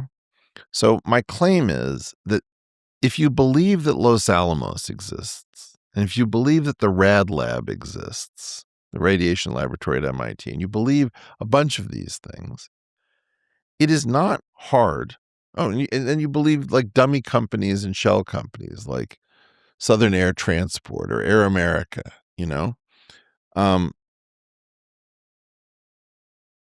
that's not the problem. The secret squirrels in Washington, D.C. don't want smart Americans turning this into a parlor game. So they've decided that, okay, we're going to spread one idea, which is that everybody who speculates about the secret world is a loser. There's only one reason to speculate about the secret world, is that you're fucking stupid. Right? And I really despise this. So what I said was entirely responsible. If you were trying to call the National Security Agency no such agency back in the day, that would be bad, because I would say, tell me where number theorists go who don't get academic jobs, and let's map the zip codes. Oh, look, there's this little cluster. I don't know, Maryland or Delaware, or wherever it is, and you'd find Fort Meade. Okay, well, there's a cluster in Renaissance Technologies. Yes. So are you actually, I'm not telling you what's in it or not. I'm telling you, if somebody told me tomorrow there is a Manhattan 3.0 and it's about gravity and UAPs and post-Einsteinian engineering, where is its brain trust? With 95% confidence, I would tell you it's Renaissance Technologies. On the other hand, if you asked, is there such a program? I don't know that my confidence would be so high. If there is a secret program, I'm pretty sure it's Renaissance Technologies. Some percentage times 95% or something. Well, that's the thing. It might be, it might well not be. But, if you asked me, hey, tell me, what are Feynman, Beta, John von Neumann doing at a boarding school, or at a boys' school in the New Mexico wilderness? I'd say that's a really strange place to find those guys. Yeah, it's an odd concentration of the country's top physicists. Oh, well, they're investing in secondary education for young men because they have self-image issues. Okay. Exactly. Well, you also, you've noted that, or this isn't even something you've noted. This is something, in the age of disclosure, and by the way, this movie came out, and you have DNI level people. You have James Clapper, you have Brennan. Wait, 1 second. I just want to say this thing. Yeah. I don't want to speculate against Renaissance Technologies if they're just really good traders. In other words, I'm not trying to bring darkness to their door. But if we're going to play this cat and mouse game about what's true and what's real, and I'll just get very, very pointed about it.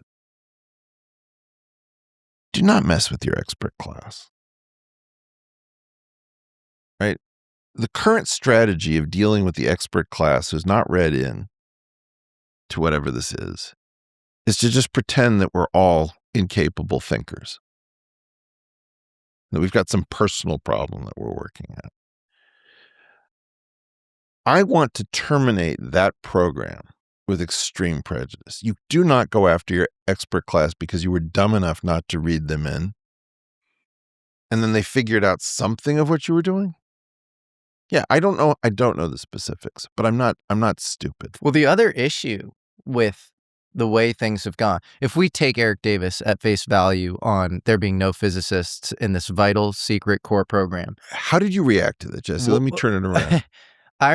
It's crazy. I mean, it's outrageous. It's if that is the case, it's extremely irresponsible, and it's not being run well at all. It makes no sense. Why would you be operating within a boundary that has been set historically?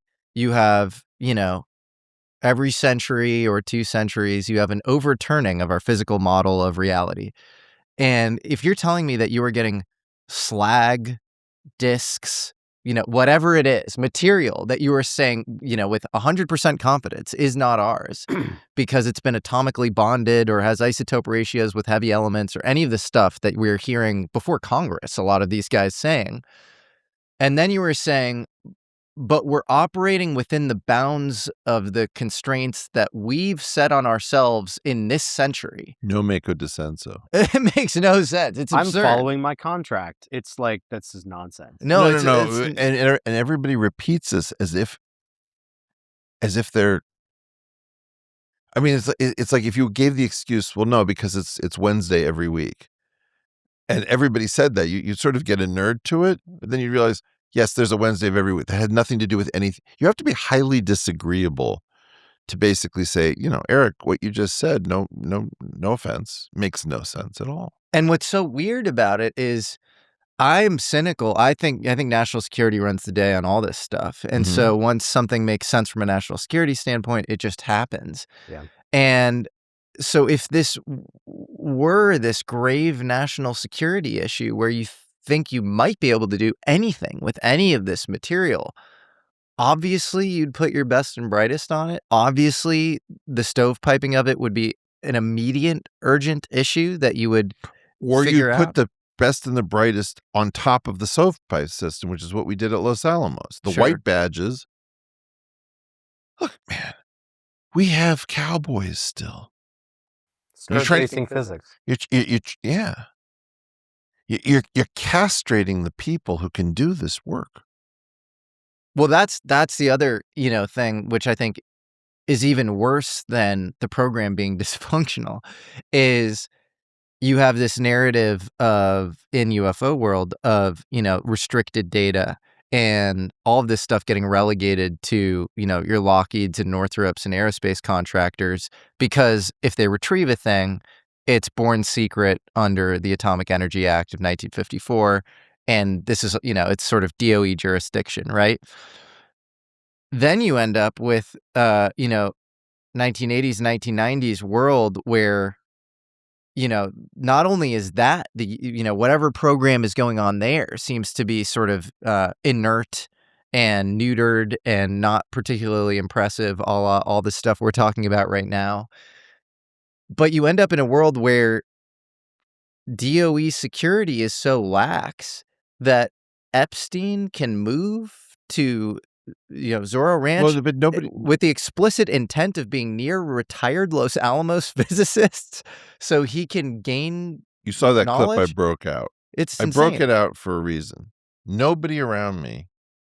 They were going right through that clip. So why did I buy a ranch in New Mexico in 1993? So that gives you some sense. So I would have funded it in 1990. Los Alamos, which was the high energy lab up in New Mexico, was losing all its scientists.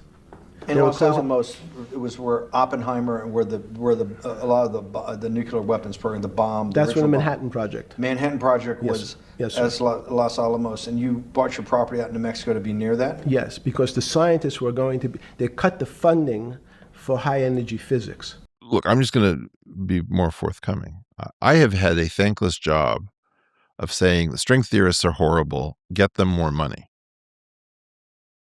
People wonder, like, it doesn't make any sense. And now I'm going to spell it out because Epstein said the thing that I was trying to be Straussian about it and sort of speak so that it's not evident. He was listening. At the end of the Cold War, you fucked over your physicists. Who thought this up? How dumb are you? How dumb is the United States of America? I just don't grasp it. On October 30th, 1993, President Clinton signed into law the death blow to the superconducting super collider. You have all of these deadly ninjas running around. Tell me something. Who were the first people the Israelis killed in Iran when they went in? Nuclear scientists? Yeah, physicists. The Iranian Leon Ledermans. Yeah. Now, I was not happy about that. My feeling is don't shoot us with the piano players. But the Israelis made a decision that the first thing you do is kill your scientists. The thing here is, if you look at the scientists, they look like a joke. They're playing around with toy models, lying about all the progress they're making. And my claim is that until you pay these people, until you stop making them afraid, until you remove your hands from around their throats with their grants and their respectability, you're not going to get any physics. So the alternate interpretation of this, and I hate to say it, is that somebody soft sunsetted the world's most vital intellectual community, which is frontier theoretical physicists. And basically these people are now kind of almost buffoonish. The Epstein thing is a giant tangle. And I'm just going to say more because I said it before this last tranche. Epstein was running many different programs. It wasn't even Epstein probably running it. So call the name of the organization or the project or whatever you want to call it, Jeffrey Epstein. But that does not mean that it was Jeffrey Epstein. He was not a policymaker. I don't know who he was. And one of the things about responsible conspiracy theorizing is that you don't constantly answer the question, well, if not X, then what? Why? No, I don't know. Get used to I don't know. There's a lot of I don't know in the story. I don't think he was running the Jeffrey Epstein Special Access Project or whatever it was. If it was in the U.S. government, it would be a special access project. Clearly. Yeah. Somebody was running that thing. They hired the wrong actor because he wasn't that great of a front end. Many different things were going through it at the same time. So that plane of his is not the Lolita Express. It's the plane that belonged to the project. And it ferried different people for different purposes. And that island is not Pedophile Island. That island may have had a tremendous amount of pedophilia and horrific things going on. but it's simply a container for whatever was going on through this project. So now you have the question about to what extent were the scientists implicated? To what extent was Jeffrey Epstein doing one thing, saying he was doing another? So let me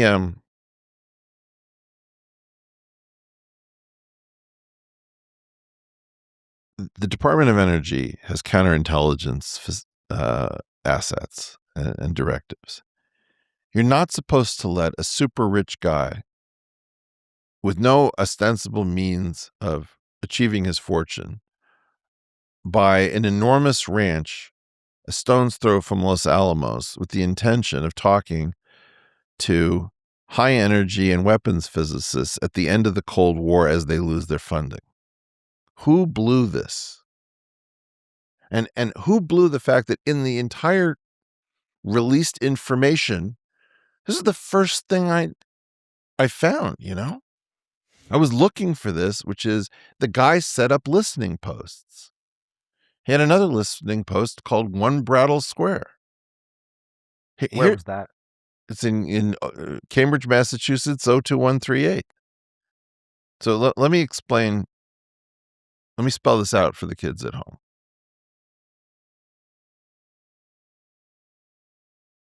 The analog of Los Alamos is the Harvard Math Department. The analog of nuclear and theoretical physics and high energy physics is number theory. The benefits of knowing about this: in New Mexico, it's weapons. In Cambridge, Massachusetts, it might be cryptography. In New Mexico, you work with Murray Gell-Mann. In Cambridge, Massachusetts, you work with Martin Nowak. Your base of operations in New Mexico is called Zorro Ranch. In Cambridge, Massachusetts, it's called Office 610 at One Brattle Square.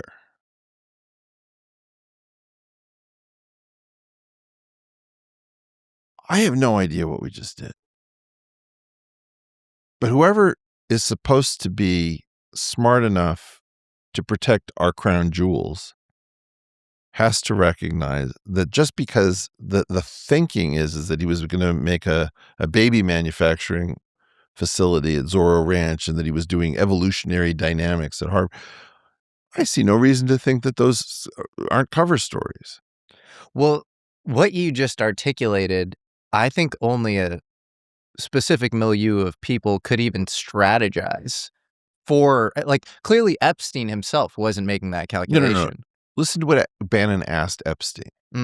He said, so wait a minute, you bought this ranch and you founded the Santa Fe Institute? Yeah, around 1993.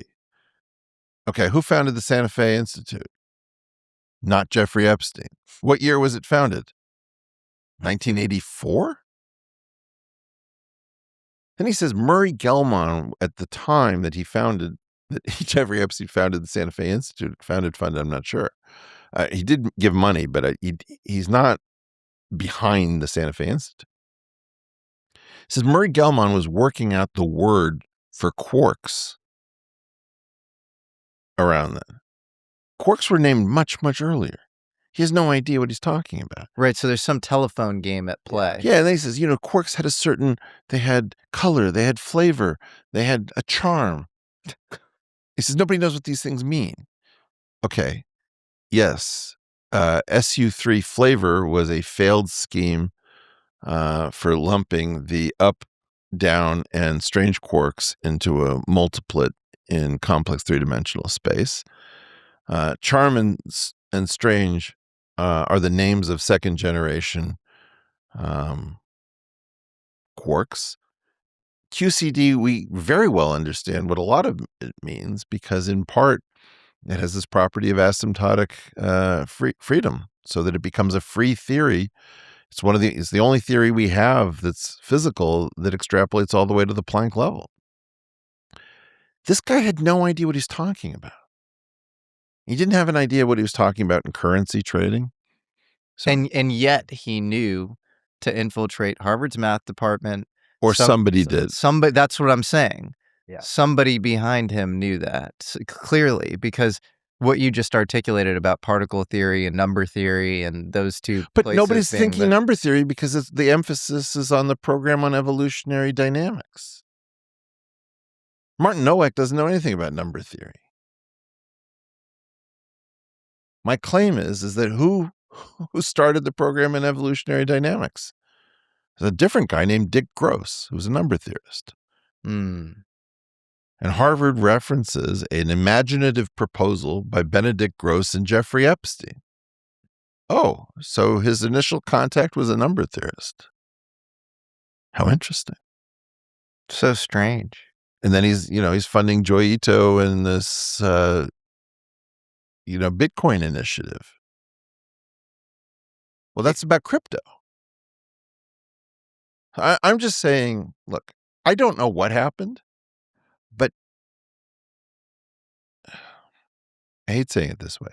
Are there no smart people? Like 100 of my friends in mathematics and physics should be on this thing. And they've got everyone scared that to utter the words that are obvious to any one of us, like why were all of these super smart people hanging on Jeffrey Epstein's every word? So weird. Well, no, it's not weird. Have you ever noticed how interesting astrology becomes when it's explained to you by a woman in a really low-cut dress? Right? Suddenly it's like, Virgo? I never knew that. Wow. Oh, retrograde. That makes everything make sense. When rich people are around, it has much the same effect. People blow smoke up rich people's backsides all the time. That is so insightful. That's what all these people were doing. We're all starved for funding because the Vannevar Bush arrangement has been welched upon. And so you've got all of these starving ninjas who have skills that are pretty advanced and dangerous, fawning over this crazy guy because he's got an island and a jet. Where do you think, moving on to higher ground, where do you think all this UFO stuff goes? Because you have more official disclosures at a very high level going on than ever. You have rumors of Trump saying things.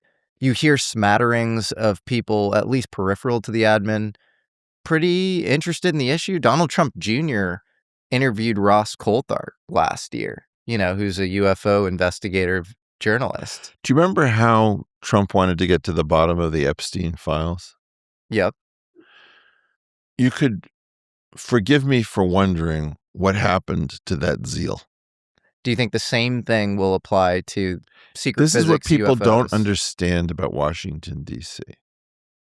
You have all sorts of people who don't understand what Washington, D.C. is or how it works, who outside of the Beltway form beliefs about what they're going to do once they get to Washington. And they change almost instantly. Well, it's like the Drain the Swamp guy, turns out, met his wife through Epstein. It's this thing where I think in that world, everyone got tagged. And so maybe this is the same thing that goes on with the UFO stuff. I don't know. But like, there's something that will cause you not to want to reveal things. Right. Like it's somehow Trump gets implicated in the UFO thing in some weird way, or it's insanely lucrative to control instead of to disclose. Sure, it could be that. Yeah. Or maybe the idea is that whatever this information is, assume it's the cover story for a weapon system that is easy to create and completely dangerous. Like I keep giving the example of a thing that doesn't exist. And the thing that doesn't exist is an energy beam that can be focused on the opposite side of the planet at any particular latitude and longitude that you give it. So you point a mythological gun into the ground in a particular direction. You calculate the effect of the Earth on the beam and then you vaporize it. So you have somebody's cell phone coordinates. Suddenly that person is no more. This is like a scalar weapon in the ufology. I'm not going to talk I don't garbage doubt it. stuff. I'm just going to say, imagine that this existed, right? So you know that you can transmit energy and hurt something, and you know that you can transmit neutrinos through an entire planet and they'll go through. You just don't know how to recombine neutrinos on the other side, right? So, it's theoretically, I don't want to get into it. It's just trying to say, imagine you have some imagination. You say, if I can have a beam of neutrinos because I could direct a charged particle and then I get a decay and that gives me the momentum in this particular direction. Now, can I refocus the neutrinos and get them to convert on the other side? Is there any way to induce that? That's a theoretical idea. I don't see any way of doing it. But what if you had such a weapon and it was easy? Now you'd say, okay, are you telling me that everyone on Earth can build their own and just point it and vaporize stuff? Right? That'd be terrifying. What if you could unhook the true vacuum of the Higgs field and get some kind of vacuum decay? Like, we don't know whether hidden in physics are powers so vast that anybody who sees what could happen keeps their mouth shut. We just don't know. Now, the one thing that I believe, and again, you guys don't have to believe it, but I believe that if geometric unity is as rich as I say it doesn't even have to be correct, it just has to be rich. It is inconceivable to me that there is no interest in it from the very people who funded my education. The Office of Naval Research funded my graduate education, and the National Science Foundation funded my postdoctoral position. And I believe I was put on a Department of Energy grant, which is very unusual for a mathematician because Isidore Singer had one. None of those people have any interest whatsoever in what I'm saying, which is fascinating because even if it's wrong, I wouldn't take the chance. It's a studied level of disinterest that doesn't really add up. Like, I can tell you lots of people whose theories are almost certainly wrong. If I were the government, I would want to keep tabs on every last one of the competent people. Doesn't matter whether they're wrong. They're just dangerous. What if they're right? Do you have a mental model on why this stuff is coming out more now?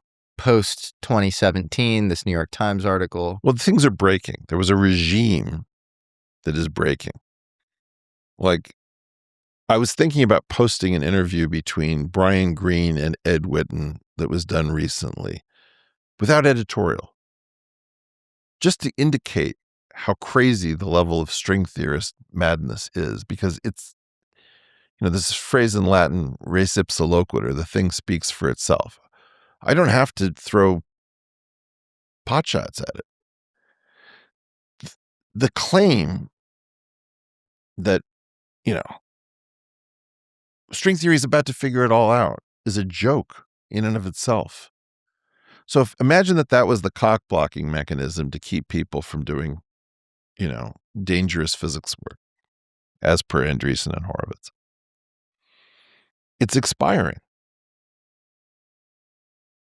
And I think that a lot of things are happening right now because the old order that was set up to manage all this is 2 generations, 3 generations out from the architects. We had these genius administrators like Vannevar Bush. And they set up these structures, and the structures worked pretty well, but then they didn't pass the knowledge of what the structures were and how all these tacit understandings and cryptic arrangements worked, so that the modern people who've inherited the structures basically don't even understand what they're for. I talked to the provost of a UC university, major research university. He had no idea how the laws had been changed to secretly benefit universities for doing particular kinds of work. So very often what happens is that the architects die and they leave a zombie. We seem to be in a zombie era. It's a little cargo cult, and then you probably have people at the top freaking out, saying we need to get in front of this and actually reorganize as our multipolar nuclear world gets more and more hot. But how strange that you can't talk to your own top people. Yeah, it's weird. And as it pertains to legacy program, the people at the top panicking might also be disappearing, such that awareness of the problem could be dying. Well, I'm explaining modern UFO disclosure through this idea of, national security, that we would actually try to get this stuff out. But yeah, it is this weird cloak and dagger, tongue in cheek sort of, like, it's not overt at all. It's still like even, you mentioned this sort of, theoretical directed energy weapon where you could take anybody out remotely in this perfectly precise way across the world. I don't know if you caught this part of the Age of Disclosure. Eric Davis says in 1989, we should have brought this up with him. In 1989, the Soviets engaged in a UFO crash retrieval where they were able to derive a directed energy weapon from this particular craft. And that's a fascinating claim, right? Like, I don't know what to make of that. How do you know that? A, B, so you are saying some of this stuff is functional and it works its way into weapons that we now know, the Department of War are scaling up publicly. And so, like, this whole idea that we haven't made any progress is actually kind of bogus, but it's being used in these extremely dystopian ways. Okay, but let me just ask. How do we reconcile the fact that all three of us have talked to so many people, which can't all be lying about what they're saying? It's just, I see no world in which that's possible. And nobody has any firsthand incontrovertible stuff that would make this a done deal. It does weirdly feel like the Epstein thing. How is it that there is... Either a lot of people are implicated that are publicly appearing around this topic who are talking about it, and they're implicated, but they don't want to say they're implicated, or the tip of the iceberg doesn't look like the rest of the iceberg, and intentional vagueness is being used with words like crash retrieval and biologics. And I don't err on that side of things, given just how high up the people are saying this stuff, how overwhelming the circumstantial evidence seems to be. It's overwhelming. It's overwhelming.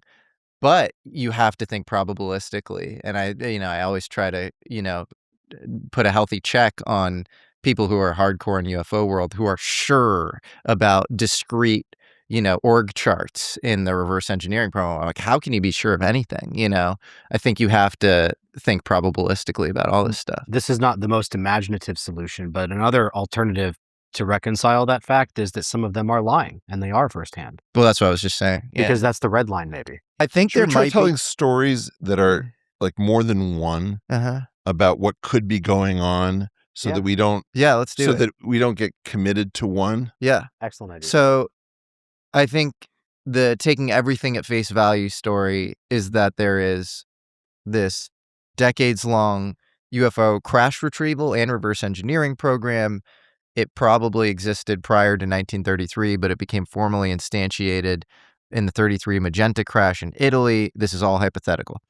In the Magenta crash in Italy, and then that was transferred to the U.S. under FDR. You had Roswell in 47. You had Trinity in 48. You have these sort of sequential nuclear-related UFO crashes. You have the Office of Global Access under the CIA in the early 2000s under Doug Wolf doing rapid response, retrievals all over the world.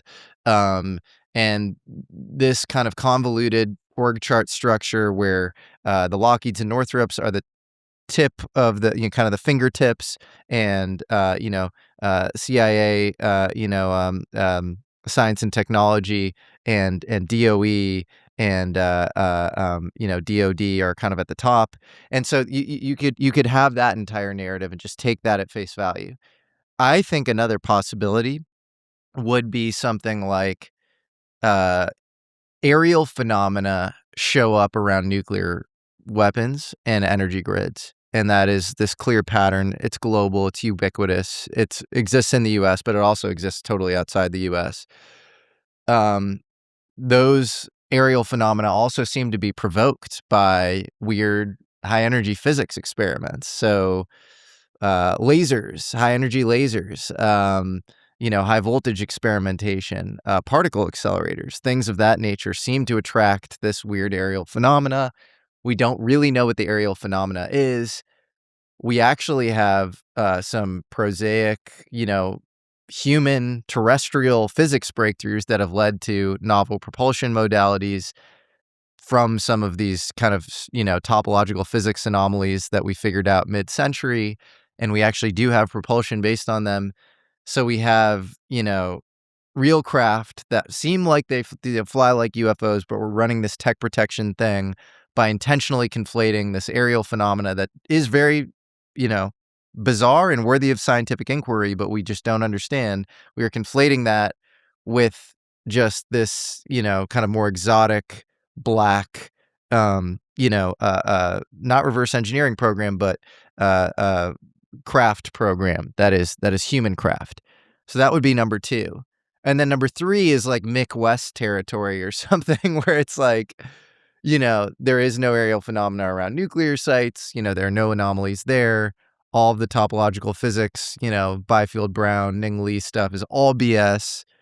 All, conventional physics models, are going to run the world for forever. And, this is all a psyop. Like, it's literally all like, this crazy sort of, government lunacy thing. I don't know. Would you guys say there's an option 4 or 5 that you'd like to add? Hard to say. So one possibility is, let's imagine that the atomic weapons were not developed during war, but during peacetime inside of a national lab. There'd be a question about, should we reveal that this is possible? Right? There would be a huge debate as to how to do work on this thing, and whether we should reveal it to the world or should reserve it as a 0-day exploit. So that would be option 4, I guess, in your taxonomy. Is that option agnostic of where the technology came from?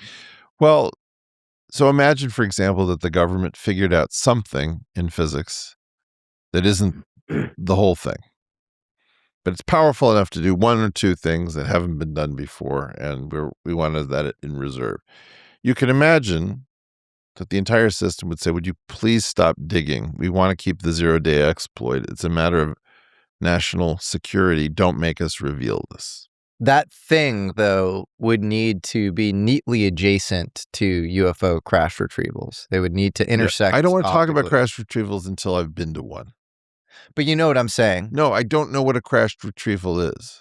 What I'm saying is, if that's being used as passage material for some other secret weapons program, the two probably need to surface level look alike somewhat for that to be an effective cover. So that's the thing, right? So you remember when we attacked Iran, we sent one squadron of B-2 bombers in one direction, one another. That was my principle, an example of whenever we do something cool, we do something fake. So invasion of the Operation Overlord and D-Day and the beaches of Normandy was cool. And Operation Bodyguard and Fortitude were fake because we never actually invaded Norway, as we said we were going to do. This could be the fake program to something super cool. Sure. And another aspect of this, if we're going to just talk about crazy, stupid theories, is there's a strategy with, I think, like malarial mosquitoes, or where you release a bunch of sterilized males into the world. And sterilized males effectively mate with the females, but leave no offspring. And it's a way of controlling mosquitoes. One possibility is that one of the reasons we kicked all of the Americans out of our physics programs and science programs is that we wanted to sterilize the world so that it didn't catch up to us what we'd already done. It's a crazy idea, but why else should you be, having 27% of your PhDs granted to Chinese nationals in sensitive areas? It just doesn't make any sense. So one possibility is that we use string theory to sterilize India. Let's say there are lots of Indian string theorists, and they're not making any progress, and they're extremely arrogant about string theory. You know, these are crazy ideas. Another possibility, as somebody once said to me, or as somebody said to me relatively recently, you know, Eric, you don't need to rely on the government. You can just go up and look for yourself. The key idea being that you just need to get adjacent to sensitive places and you'll see these things everywhere. Mm. Like, this isn't that big of a deal. They're always there. Well, that's what I always find so frustrating is for the, you know, the Mick West option, the Mick West scenario, the super skeptic thing. You spend like a few days on this, or literally, like you probably walk around one of these sites or something. You go to the bar near one of them. Something's going on. The amount of smoke without fire is insane. No. The question is, when you see smoke at this level, the question is, what is the nature of the fire? There That's are right. different fires. But there is or there's a fire. smoke machine. Or there's a smoke machine. Right. Like, in other words, or there's a really good spoofing technology that we're all not aware of or something. Well, exactly. Yeah. And so, you know, my feeling, unfortunately, is that the UFO world is so polluted that I just don't want to deal with it at all. Sure.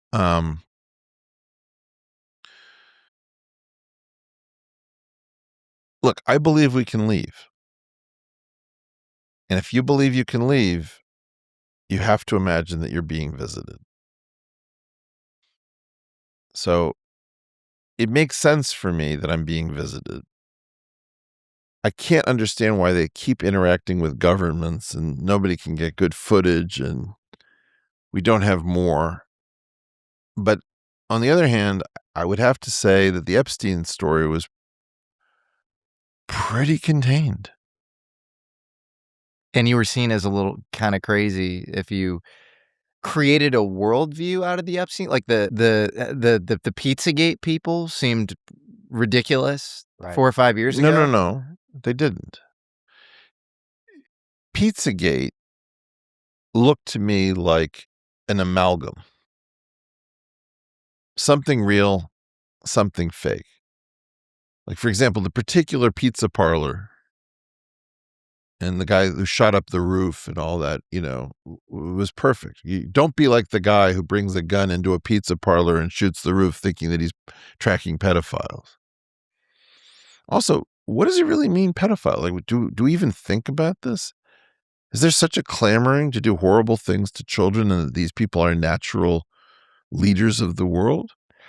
Well, now we're getting into weird territory because not only was pedophilia, which alone is just disgusting, discussed in the context of Epstein, but like weird, like conditioning rituals and things to like dissociate. This isn't weird at all.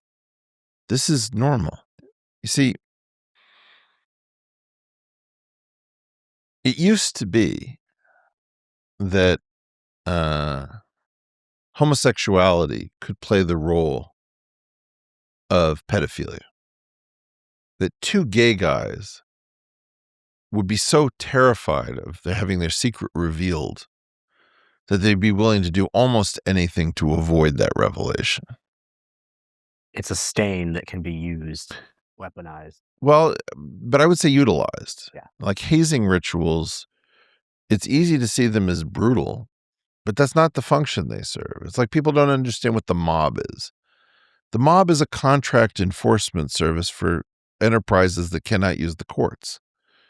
It's not violent because it's recreationally violent. It's not violent because these people love violence.